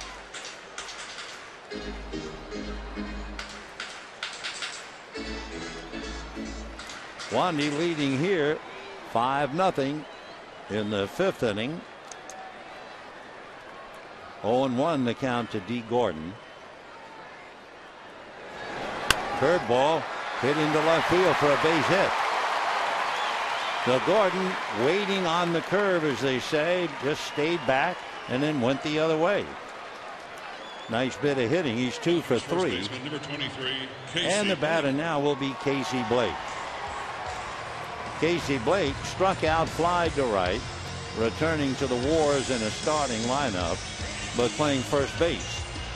And he had a problem with a little ground ball by Bourgeois that went off his glove for a base hit, and that was followed by a base hit by Keppinger to drive in 2 of the 5 they scored.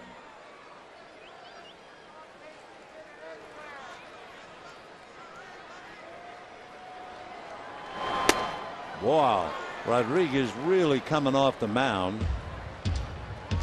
Just a bad delivery. 1 ball and no strikes. He just lost his balance. Just kept on going.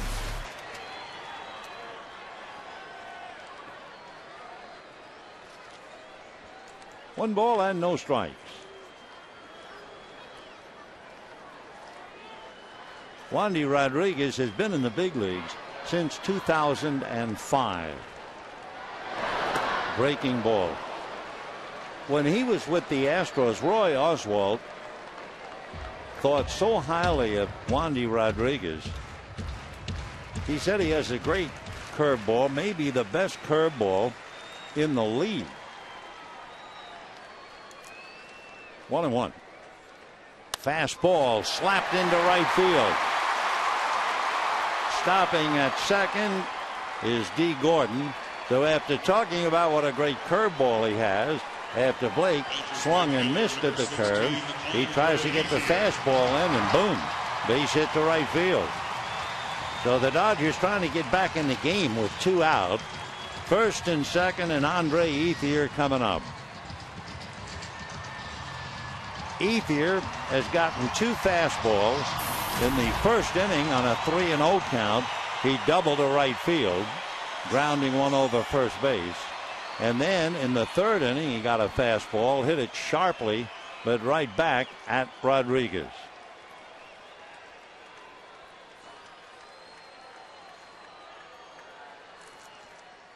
And there's the curveball for ball 1. There's a website that charts pitchers and their various pitches, and they were equating Rodriguez curveball to Justin Verlander's fastball, to Chris Carpenter's two-seamer, and Tim Lincecum's changeup. When Wandy Rodriguez is pitching, you got to figure you're going to see a lot of curveballs. They've charted him, and he throws curves about 37% of the time. 1-1. Fastball. 1-2. Andre Ethier last night, you may remember, in the ninth inning with the error at first, gave him an opportunity to come up against Brett Myers, and he unloaded over the center field wall. Just got the Dodgers a little closer, but they lost 7-3. Now up there with 2 on, 2 out, a 1-2 count, and a showcase fastball, 2-2. You would certainly expect Rodriguez would throw that great curveball. Well, we'll see.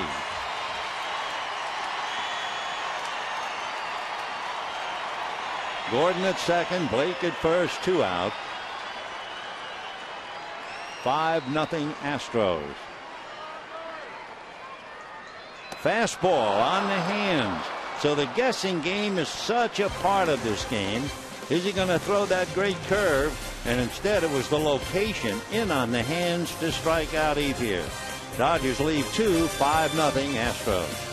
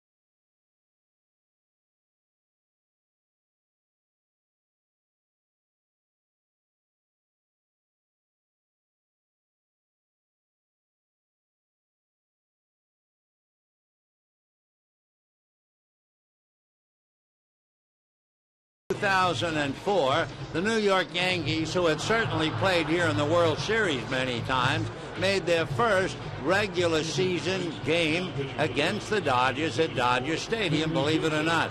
On this day, 7 years ago, over 55,000 came to see the ball game. Dodgers beat the Yankees that day. What brings up the point is, when are they going to play the Yankees again in interleague play? Never? It's been a long time, and yet they're never scheduled to play the Pinstripers. Hopefully that'll happen in the next year or so. Remains to be seen. Let's go back to this one.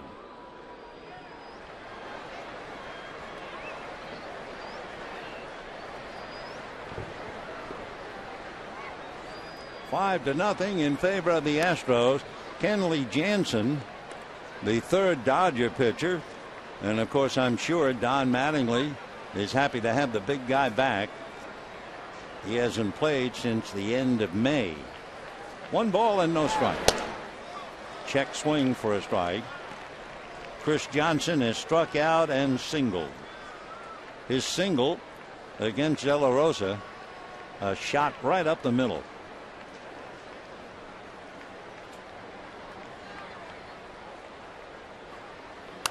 Fastball fouled away.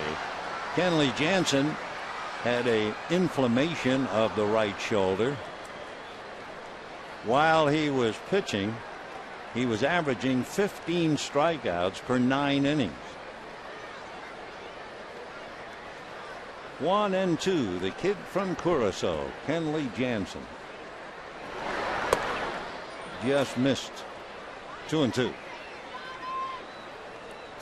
Kenley's a big boy, 6'6", about 240. He's only 23. He'll be 24 the end of September. And down goes Johnson, striking out a second time. 8 Astros have struck out, but it doesn't make any difference. They're leading 5-0. De La Rosa struck out a half a dozen. McDougal got one. Kenley gets one. And now the batter, Clint Barmes. Barmes struck out, and that wild 5th inning laid down a great bunt on a 3-1 count. De La Rosa tried to get him, couldn't do it.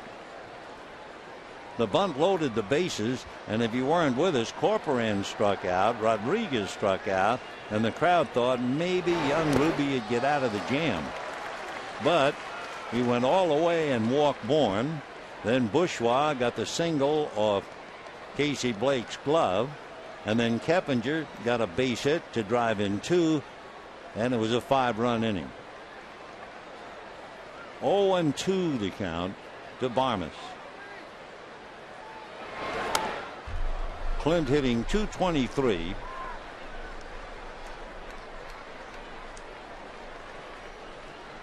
Oh, and 2 the count.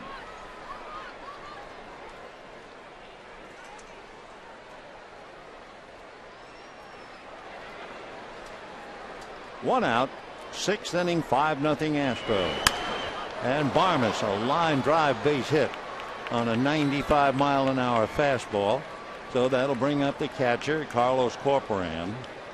Coming to the plate, catcher number 22. You know, talking about the Yankees in 2004, that when they were here, we misspoke talking about when are we going to see the Yankees.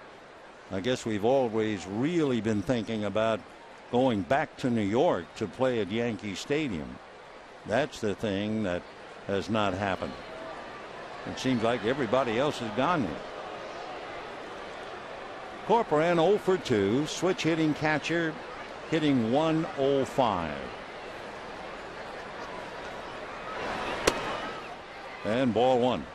Concluding game of the series tomorrow on Father's Day. Bud Norris, Hiroki Kuroda. Norris would qualify as a power pitcher. He's 4-5 with a good ERA. Power because he has struck out 90. So we'll see Bud tomorrow. 1-0 to Corcoran. 1-1.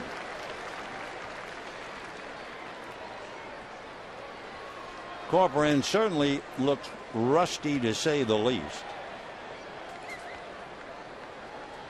He was brought up from AAA. He was also on the DL with a fractured right middle finger, so it's been kind of a tough year for the catcher. 1-1. To his credit, he held on with that big collision with Rod Barajas. And I immediately, when looking at the play, thought of Buster Posey, because the veteran catchers tell you you never get down on your knees. Then you are really ready to be leveled. And that's actually what happened. He was on both knees. His legs were spread. Barajas hit his upper torso. They both were tangled up, and Corcoran held on to the ball. That was back in the 2nd inning. 1-1. 1-2. And then, of course, Barajas, after that collision, continued to play. And then remember when Rod took one, I thought, below the belt, the wild pitch that kicked away, and Rod went after it, went down. You could see something was hurting when he went down, and he had to leave. And we get a report now he has a right ankle sprain, listed as day to day. 2-2. Here's what happened. You see him going after the ball, looking to see, and the right foot turns and he goes down. So apparently that's when he hurt it, on that wild pitch. 2-2. And fly ball, actually just a little pop fly to Gordon. 2 down. Remember the question we gave you a little while ago about which player holds the Astros and LA Dodger record for most home runs in a season by a center fielder? Sure. Toothpick Jimmy Wynn. 37 home runs for the Astros, 32 home runs for the 74 Dodgers. And of course, Jimmy used to scare us to death, playing, running, sliding, diving, and all the while with a toothpick in his mouth. 0-1 to Wandy. Grounded out, struck out. Wynn, by the way, is 4th on Houston's all-time home run list. The 3 Bs are ahead of him. 0-2. And the 3 Bs, Jeff Bagwell, Lance Berkman, and Craig Biggio. Berkman, of course, still dazzling them with the Cardinals. 0-2 to Wandy. 2 out. Barmas at first. 5-0 Astros. Dodgers have Kemp leading off the 6th, and that's going to go out of play.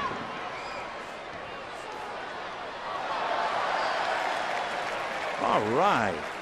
Now make sure that doesn't wind up in a drawer with a bunch of socks. Use it.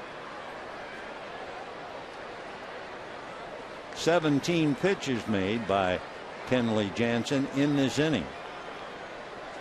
Of course, for Ruby De La Rosa, he'll remember the 5th. He made 40 pitches that inning. 1-2 the count to Wandy Rodriguez. 5 runs, 7 hits for the Astros. No runs, 6 hits for the Dodgers. We're in the 6th. 18 pitches made now.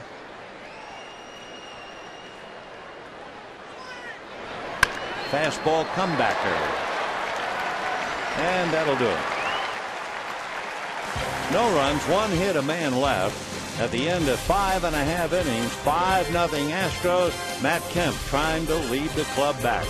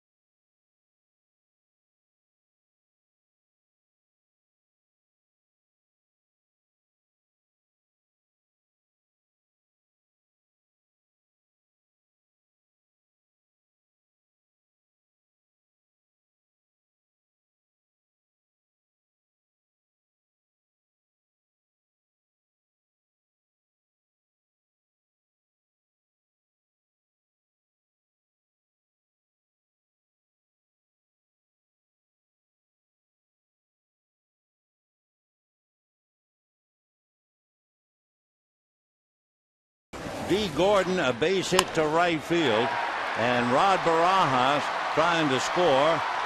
Bourgeois making a hopper, and Corporan sitting down, and Rod Barajas barreling into and over him, and somehow Carlos Corporan was able to hold on to the ball.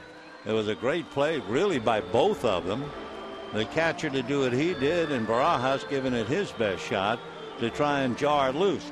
The only thing sitting up here, I shuddered because of the way Corporan received the throw, sitting down with his legs spread. You know, Buster Posey knocked out probably for the year because he was down on his knees. And catchers say you just should not do that. Corcoran fortunately got away with it. A dangerous position at best, never mind collisions. And Corcoran is about 210, and Rod, I believe, is listed at 230. But neither man hurt on that, but wouldn't you know, Rod winds up spraining an ankle on a wild pitch when he slipped on the grass. So Matt Kemp, Juan Uribe, and Marcus Thames in that order. Bottom of the 6th inning, 5-0 Astros. The Astros beat the Dodgers 2 out of 3 in Houston, and they're trying to win 2 in a row here. Matt Kemp walked and grounded to short. Fouled away. Matt had a 9-game hitting streak snapped last night. He did have a sacrifice fly in the first inning, but he went 0 for 3. Down in the Dodger bullpen, after Kenley Jansen got a workout in his 1 inning, Matt Guerrier begins to warm up. 0-2 the count, and Matt got a little bit of that. Dropped the bat. See what he hurt. He's not ready.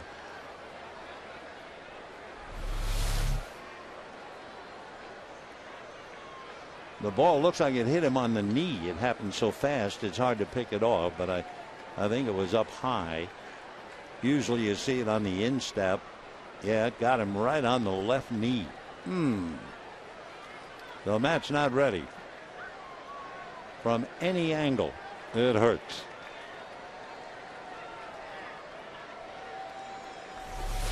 So Matt not quite ready yet. Hitting .329, 20 home runs, 57 runs batted in. Remember when he had the touchy hamstring? He pinch hit in Colorado, and all he did was hit a monstrous home run so he could just jog around. Still 0-2, and let's see, who did that get? Carlos Corcoran took a lick on that foul ball. And Bill Welke, a veteran umpire, seeing that the catcher gets leveled, Welke walks the new ball out to the mound to let Corcoran have a chance to chase the cobwebs. He could still hear the bells ringing for a moment. So it's a thoughtful umpire, a veteran umpire, who gives the catcher a break. 0-2. And got him looking. So first Kemp hurts his knee. Next foul ball shakes up the catcher. And the next pitch is on the corner for a strike. So 1 away in the 6th inning. Wandy Rodriguez started the game with 2 strikeouts. He now has 4. Juan Uribe, ball 1. Fly to right with 2 on in the first inning. Grounded out, leading off in the 4th. 1-1. Wandy Rodriguez, who had been on the DL with fluid on the elbow, is averaging a little better than 6 innings a start.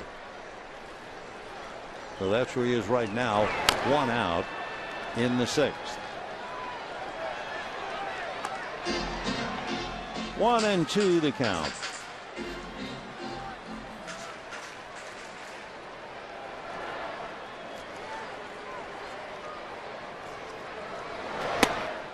Two and 2.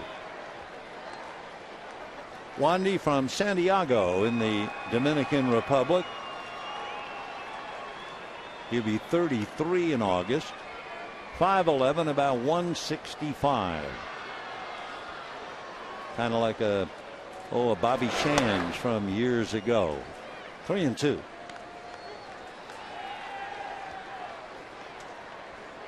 Wandy usually is right around the plate when he begins his sequence with the hitters. 3-2. That's in the dirt. Corcoran will get the out, 2 down. And the batter will be Marcus Thames. Say, be sure to take the Dodgers with you wherever you go this season. Subscribe to MLB.tv today. You'll see every Dodger game live or on demand on your computer and your favorite devices. Visit Dodgers.com to order and get more details. MLB.tv, baseball everywhere. 3 consecutive strikeouts. Wandy now has 5. And the batter Marcus Thames, and his foul ball will go back into the crowd. 0-1.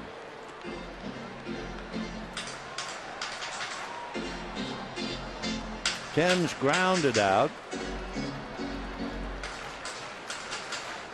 Had a base hit. It looked like a double, but it hit the tarp roll and came back to Carlos Lee, who took advantage of that break, threw a strike into Keppinger, the second baseman, and Marcus Thames was nailed. 100 pitches now. Whoa. 1-2. Marcus been around a long time, so he knows all about pitches up and in. He remembered the base hit, and so did Wandy. Slow curveball, and he hung it. So that was not the great curveball that Wandy Rodriguez has been known to throw. That was just a big rainbow, and Thames a line drive single. So the batter now is Diana Navarro, pressed into service when Rod Barajas sprained his ankle. So Thames is 2 for 3, and here's Navarro. 1 home run, 4 runs batted in. Switch hitter batting right-handed. Navarro is 0 for 8 from this side of the plate and lifts that first pitch. It will be Barmes to make it. Remember, we said that because he's around the plate, they like to go after the first pitch. Well, they do. Navarro joins the club, and at the end of 6, 5-0 Astros.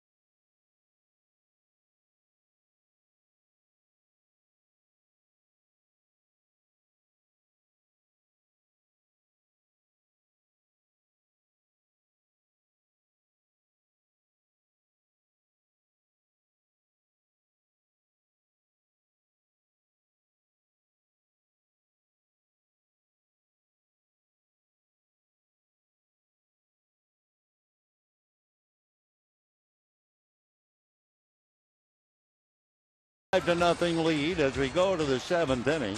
A reminder now, be sure to log on to foxsportswest.com/Dodgers for a chance to get your Father's Day message seen during tomorrow's broadcast. So if Dad is not anywhere near, it'd be kind of nice to send him the message, and of course he'd get a big kick out of seeing it anyway. And there they are, Mom and Dad, and a couple of packages of energy. Meanwhile, the Dodgers hope a package of energy by the name of Matt Guerrier will try to hold on here in the 7th inning against another package, and that would be Michael Bourne. Bourne has doubled, walked, struck out, scored 1, and ball 1.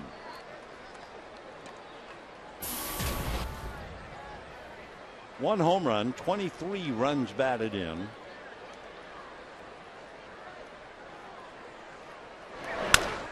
Comebacker. Nice play by Matt. 1 away.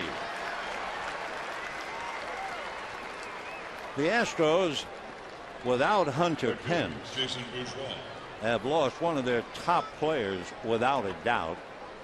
Pence, who is here, but he's slated to go to Houston to get that arm examined. We thought maybe it was his shoulder. I believe they say it is his elbow when he tried to reach and grab first base last night. Big bouncer to the hole. Long throw by Gordon in the third, and Casey stays with it. All right. Nice play by Casey Blake. Coming to the plate, second baseman, Jeff Kennedy. Gordon backhanding, set. Short hop, 2 down. That'll bring up Jeff Keppinger. Good combination play by D. Gordon, Casey Blake. 5 runs, 7 hits for the Astros. No runs, 7 hits for the Dodgers. That's a strike.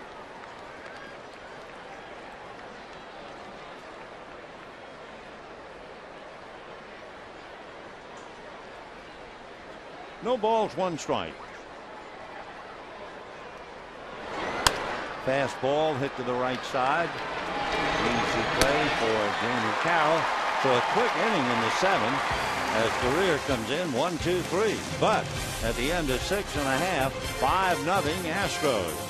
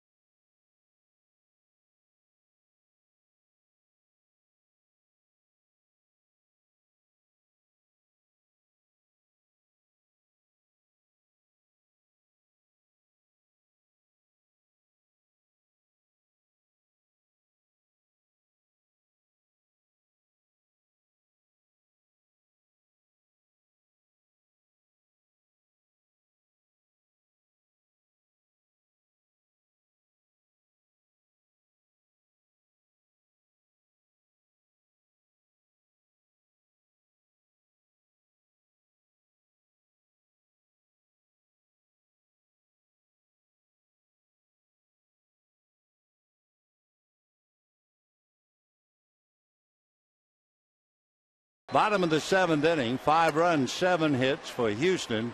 No runs, 7 hits for the Dodgers. You know, there are some remarkable people who are behind the scenes and really add, I'm sure, to your enjoyment of a game. A little while ago, I just mentioned in talking about Wandy Rodriguez about the fact that he's 165 pounds, and he made me think years and years ago of a little left-hander by the name of Bobby Shantz. Well, Mitch Reinhardt, who is a wizard down in the truck behind the scenes and comes up with so many gems. And Mitch, immediately after mentioning Bobby Shantz up here, and Wandy's going to leave, he came up with the opening day pitcher for the Houston Astros in 1962 was Bobby Shantz. And by the way, in that lineup was a man who eventually developed to become a Dodger coach and a manager, Joey Amalfitano. So we're going to have some time. I think Rodriguez will leave as an injured pitcher, perhaps. So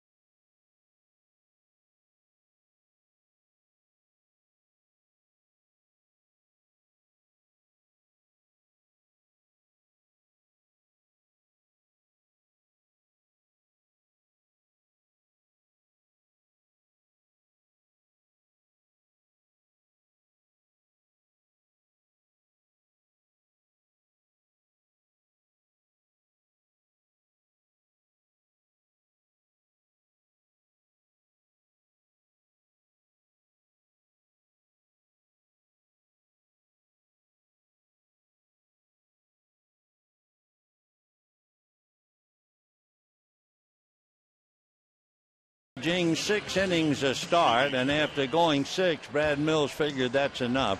Remember, when he went to the mound to start the game, we talked about the fact he had fluid on his elbow, and he had to have that drained. He was on the DL, so they're being very, very careful, understandably so. So he gave them a strong 6, shuts down the Dodgers, and now Fernando Abad, A-B-A-D. He's from La Romana, which is a great resort in the Dominican Republic. Signed by the Astros as a free agent about 9 years ago. And he gets a strike on Jamie Carroll. Abad is 6'2", 205-pounder, and they call him a late bloomer. That's another strike. 0-2. Abad is 1-4, however, with an earned run average almost 7. So he hadn't really bloomed.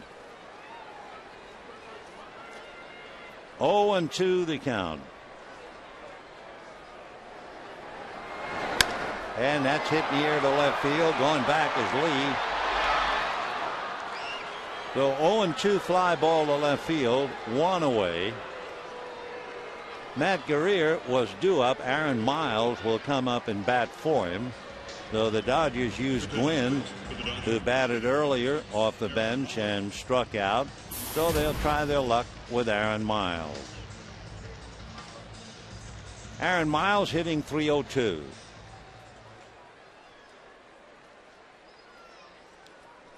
In January of this year, and that's a strike, Fernando, pitching in the Dominican Winter League, pitched a near perfect game in the championship series. That's going to be hit to center, base hit. So Miles off the bench continues a tremendous ability of being to come off the bench and come up with a hit. He's hitting .600 as a pinch hitter, 6 for 10. So Miles single to center with 1 out. Remember, De La Rosa had a base hit way back in the 2nd inning. So here's Gordon, struck out, single to right, single to left. Ramon Troncoso is up in the Dodger bullpen. Ramon appeared briefly last night. Gordon batting .333, ground ball. Wallace juggles and has to go to the bag, losing the runner ahead, Miles. So Brett Wallace in a hurry, too much of a hurry. Easily, had he fielded the ball and stepped on the bag, because the bag is just to his left, but he tried to do too much. Finally held on to that little devil and took it to the bag. So 2 out. Miles at second base. Casey Blake trying to pick him up. 5-0 Dodgers in the 7th with 2 out. Blake struck out, fly to right, single to right. Ball 1. Anyway, Abad not only pitched a near perfect game in January in the Dominican. During the regular season, he was 3-0. He had, among other things, a string of 19 scoreless innings, and they thought he's arrived. Nothing very fancy. Fastball, curveball, and a change. He's about 35 pounds heavier now than when he signed 9 years ago. So he signed at about 170. Off the plate, 3-0. In May, he was really struggling. His earned run average was over 15 in 10 outings, and they sent him back to the minor leagues. In there.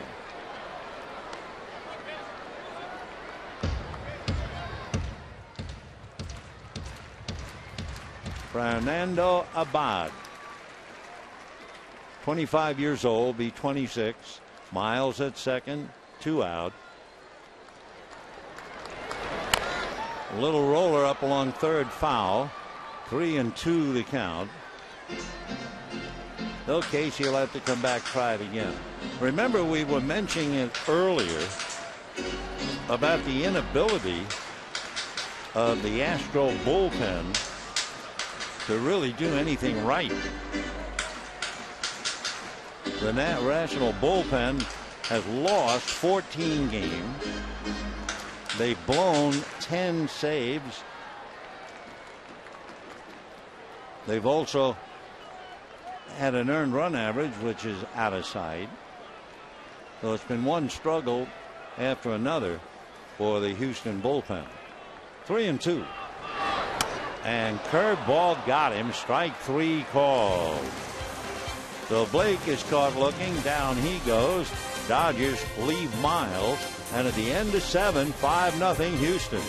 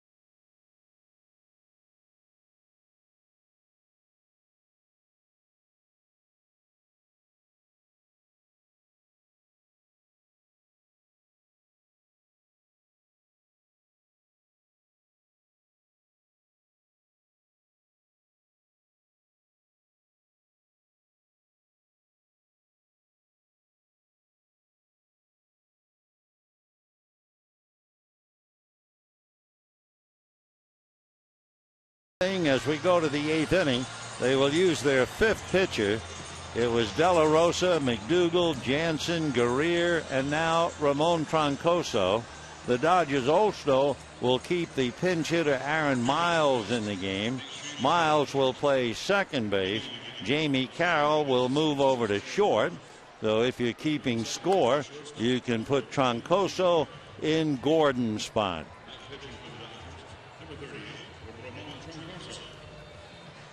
For the Astros, they put up 5 on the board in the 5th inning.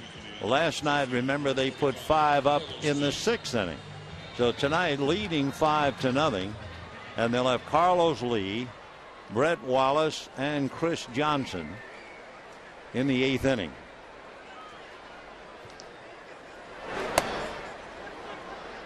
Oh, and 1. Troncoso pitched briefly last night, made 8 pitches, and that was that in the 9th inning. Lee hitting .271. Fastball missed. 1-1. Carlos Lee popped up, hit into a double play, and walked.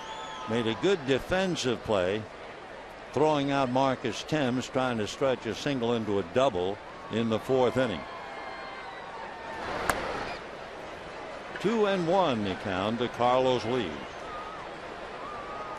Don't forget tomorrow, Bud Norris and Hiroki Kuroda on Father's Day. And after the game, remember, you can play catch down on the field. Fastball sliced back of first down the line. If you're coming in a hurry, it's going to drop. The Carlos Lee, a pop fly single to right field. He goes 1 for 3 with a walk. And the batter will be Brett Wallace. The Astros' 8th hit.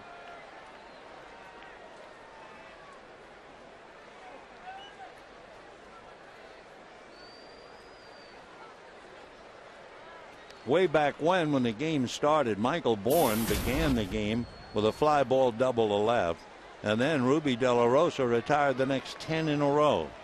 Gave up a base hit, then he got Carlos Lee to hit into a double play, and he was humming. And then the sky fell in on him in the 5th inning. Wallace struck out twice, walked, scored a run, strike.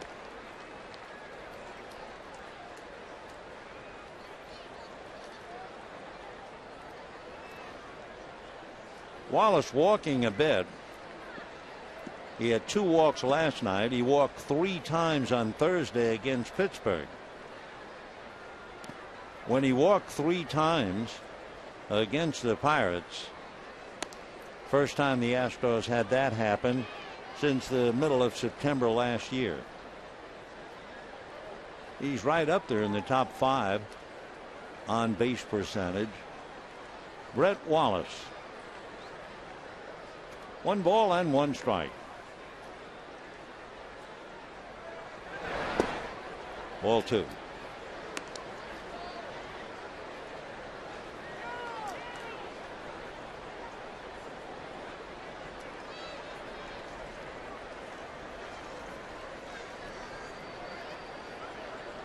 Carlos Lee at first. Nobody out. 8th inning. 5-0 Astros. That's a strike. De La Rosa, McDougal, Jansen, Guerrier, and now Troncoso.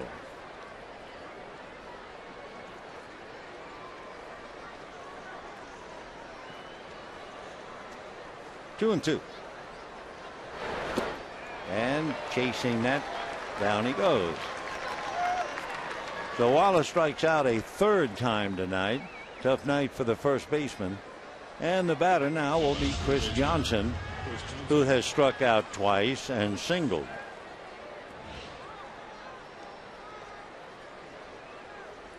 Nine Astros have struck out, but they've made enough contact to lead 5-0. Johnson 1 for 3, singled in that 5th inning. So it's interesting. Wallace and Johnson have struck out 5 times between them. But when they did get on, it was in the 5th. Wallace walked, Johnson singled, and the club scored 5 times. 1 ball and no strikes to Chris Johnson. Johnson committed an error in the 2nd inning, but the Dodgers unable to score. The big out was at the plate. Rod Barajas out on that strong throw from Bourgeois to Corcoran. 1-1 to count. Clint Barmes on deck.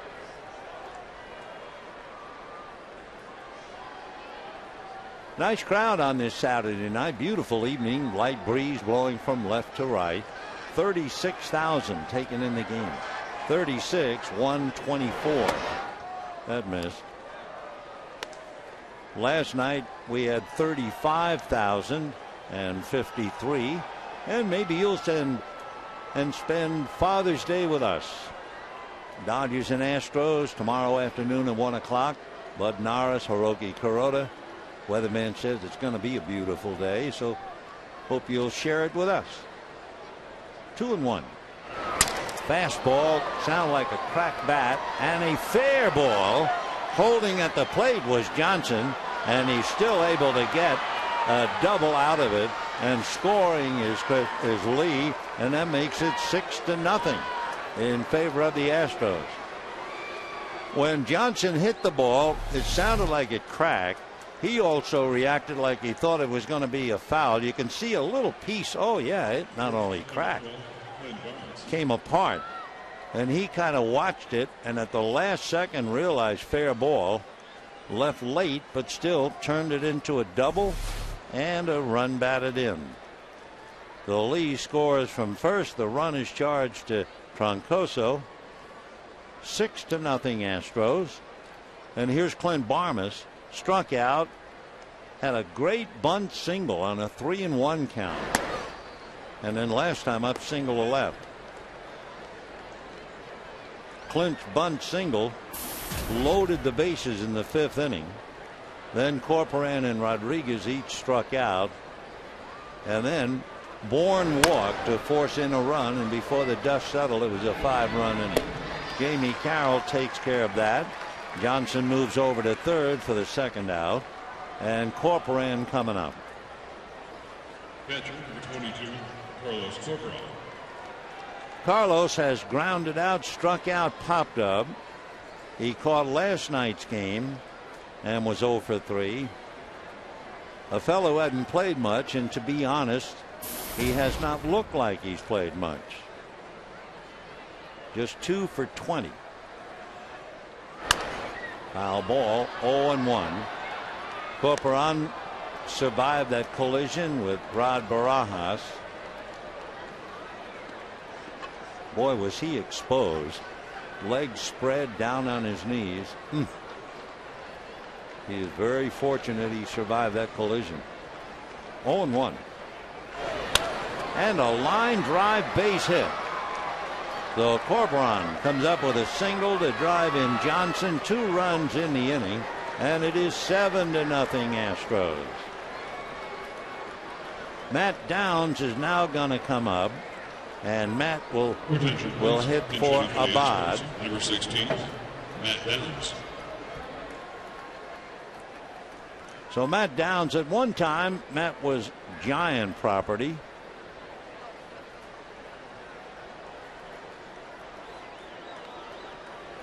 Downs hitting .280, 4 home runs, 17 runs batted in. So Abad worked just 1 inning, and now Matt hits for him.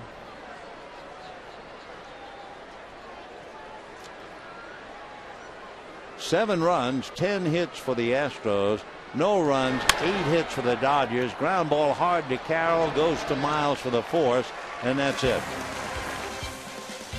However, the Astros add 2 more, and we're heading to the bottom of the 8th inning. The Astros 7 and the Dodgers nothing.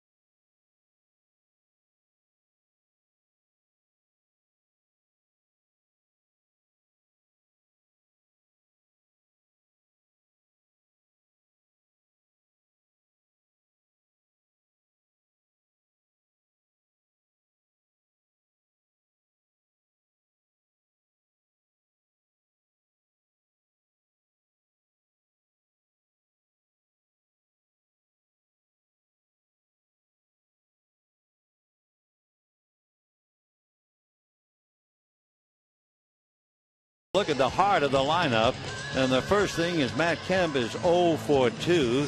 He was walked intentionally, but he grounded out and struck out. And pretty much as Matt Kemp goes, so go the Dodgers. So if Kemp has an 0 for, he's 0 for 2. The Dodgers are also 0 for, down 7-0. There was an extra base hit by Andre Ethier. Otherwise, they've been very, very quiet as we go to the bottom of the 8th inning. Wilton Lopez out of Leon in Nicaragua. He was originally signed by the Yankees about 9 years ago. Interesting, though, he pitched sparingly. He didn't play at all in 2005 or 2006, so the Yankees released him. Fastball strike to Andre Ethier. Ethier double to right, hit back to the box, struck out, 1 for 3, hitting .313.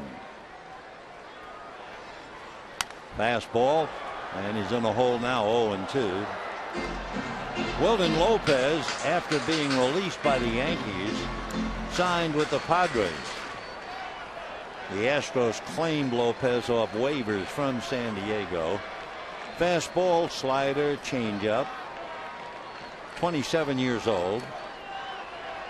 Wilton will be 28 in July. He was with the Astros last year.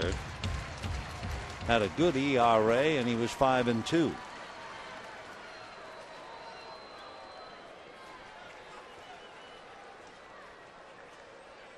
Fastball. So Andre Ethier knows certainly what to do with the fastball, and he bangs that. Even though the fastball was clocked at 96, he was still right on it. So Andre is 2 for 4, and the batter will be Matt Kemp. 7-0 Astros. Bottom of the 8th inning. Dodgers with a 4-game losing streak. Were 11-8 against left-hand starters, but Wandy did a good job through 6 innings to shut him down.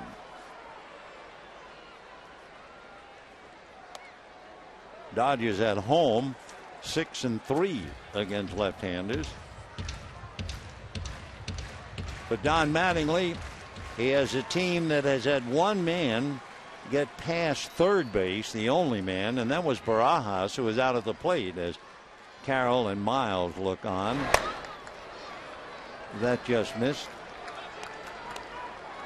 1 ball and 1 strike.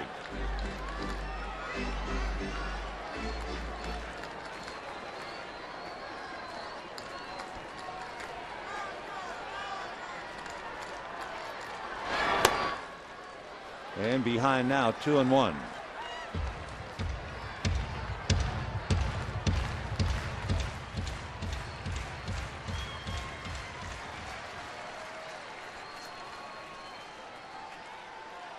Two balls and 1 strike. Fastball hit up the middle by the diving Barmes. Stopping at second is Ethier. So Matt Kemp singles, and the Dodgers 2 on, nobody out. Well, the numbers told us coming into the series, if the Dodgers were going to come back in any game, their best shot would be against the Astro bullpen. Well, Abad came in, gave up a base hit, but nothing else. Now Lopez comes in and gives up 2 singles. So the Dodgers have been shut out, but they have 10 hits. And now here's Juan Uribe. Fly to right, grounded to second, struck out, 0 for 3.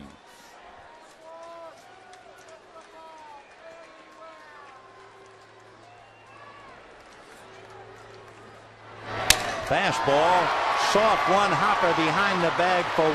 The throw to first is a double play.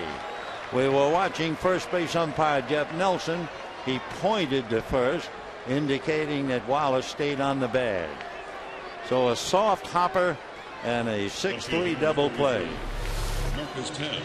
Good play by Barmes, able to catch up to it And there's the play right in front of him, and then there's the stretch, and you can see the umpire pointing. Yes, his foot was on the bag. So 6-3 DP for Uribe. Another frustrating at bat. He's grounded into 9 double plays now. So the Dodgers, outside of when Barajas was trying to score, finally get a man to third base, Ethier, but 2 out. Marcus Thames grounded out, single twice. Thrown out at second, trying to stretch. A good throw by Carlos Lee to Keppinger to get him. 0-1. Fastball, a broken bat, little ground ball to Keppinger, and that's that. The Dodgers open up with back-to-back singles and come up with nada. And at the end of 8, 7-0 Astros.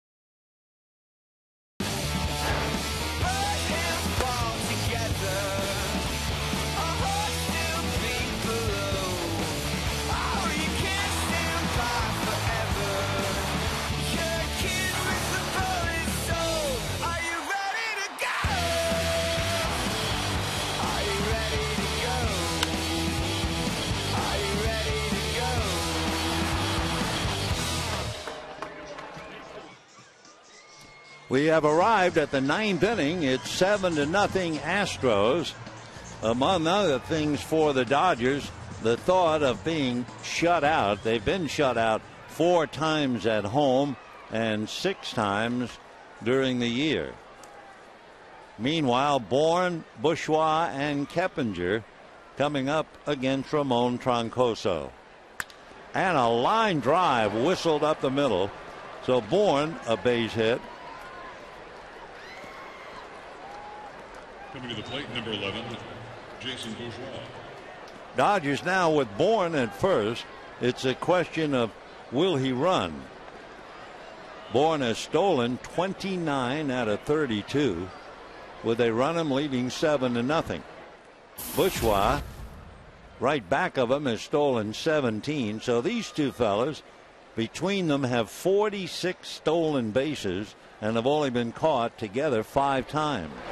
They're not going to hold Bourne. They can't imagine that they would run him leading with such a big lead. Bourgeois fouled out, grounded out, singled off Casey Blake's glove and grounded out. Lifting a pop fly to shallow right. Here comes Ethier. Boy, that's a waste when you run as hard as a kid like Bourgeois and you hit a fly ball. So Bourne holding, and Jason goes back to think it all over. Here's Keppinger, grounded out and singled twice, grounded out last time up. So Jeff is 2 for 4.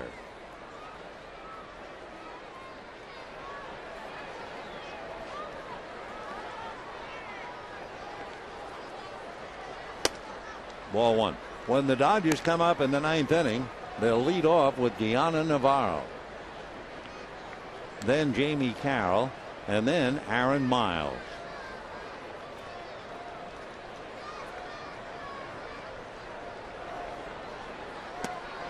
Two and 0.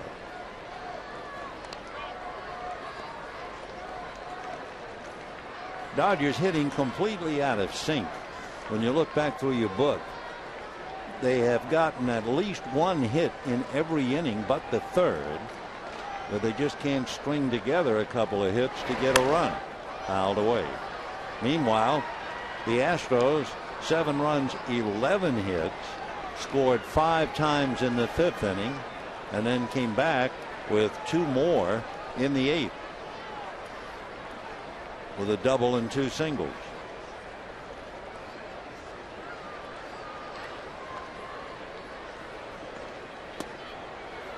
Three and 1. Down in the Dodger bullpen, left-hander Scott Elbert begins to loosen up, and in the Astro pen, Fernando Rodriguez Jr.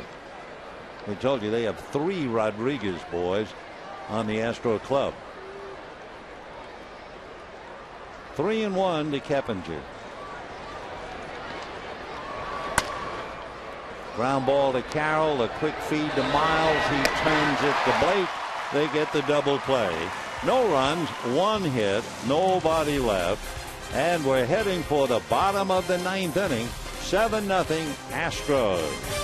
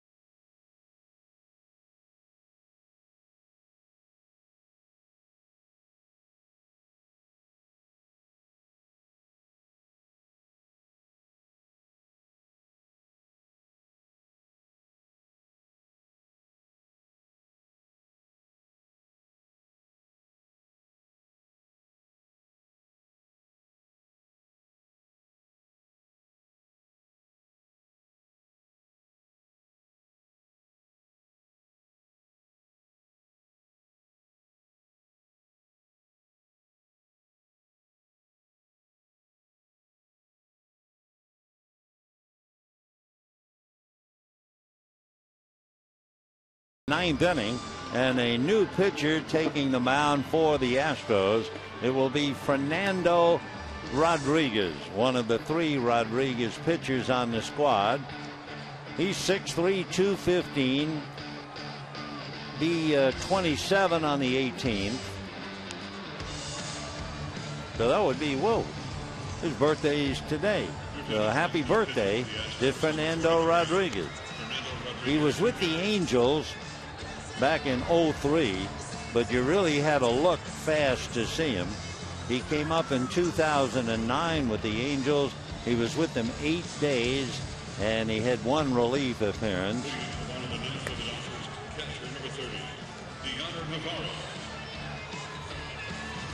So Rodriguez ready to check in. So Wandy started, and Fernando finishes. He signed with the Astro organization in November. Gianna Navarro popped up in his only at-bat, replacing the injured Rod Barajas, who sprained his ankle going after a wild pitch, slipped on the grass, took a seat, twisted the right ankle. That's a streak to Navarro. When he popped up, he was batting right-handed against Wandy. Now he hits left-handed against Fernando. And pops up. Coming in, the third baseman, Chris Johnson, and we have one out. So the batter will be Jamie Carroll. 14, Jamie Carroll. Fernando Rodriguez came out of El Paso Community College.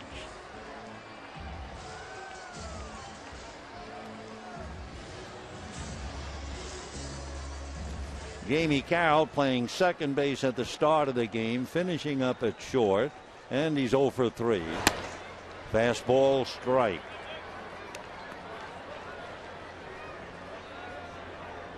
Oh, and 1 the count.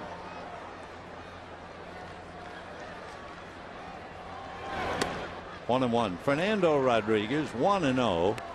ERA 3.6. He's in his 11th game. 20 strikeouts, 5 walks. Off speed pitch, grounded to short. Tough play for Barnes, and he makes it. Wow.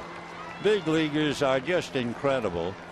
How he can go away from the play, make the off-balance throw. Maybe not as spectacular as Troy Tulowitzki, but nevertheless, he made the play. So here are the Dodgers, and there's the devastating note. Have not been shut out in a 9-inning game at home when having 10 or more hits. They have 10.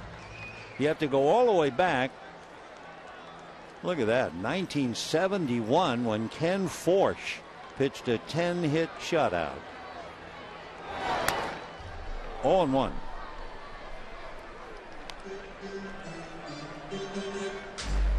Aaron Miles came off the bench in the 7th inning and singled. Dodgers will send Hiroki Kuroda to the mound tomorrow. That's a pop fly. Johnson goes back, and the Dodgers don't make any noise at all in the 9th inning. They tiptoe through it. 1-2-3. So 7 runs, 11 hits, 1 error for the Astros. No runs, 10 hits for the Dodgers, who did go out in order in the 9th inning. They wound up leaving 8. And the Dodgers now have lost 2 in a row to a team that came in here 20 games under 500. And now, imagine, faced with the prospect of even being swept after being swept by the Reds for the first time since 7 years ago. Now they're looking at it with the Astros. Well, we'll find out tomorrow. Bud Nar's Hiroki Kuroda. Stay tuned for Dodgers Live. That's coming up next. Good night, everybody.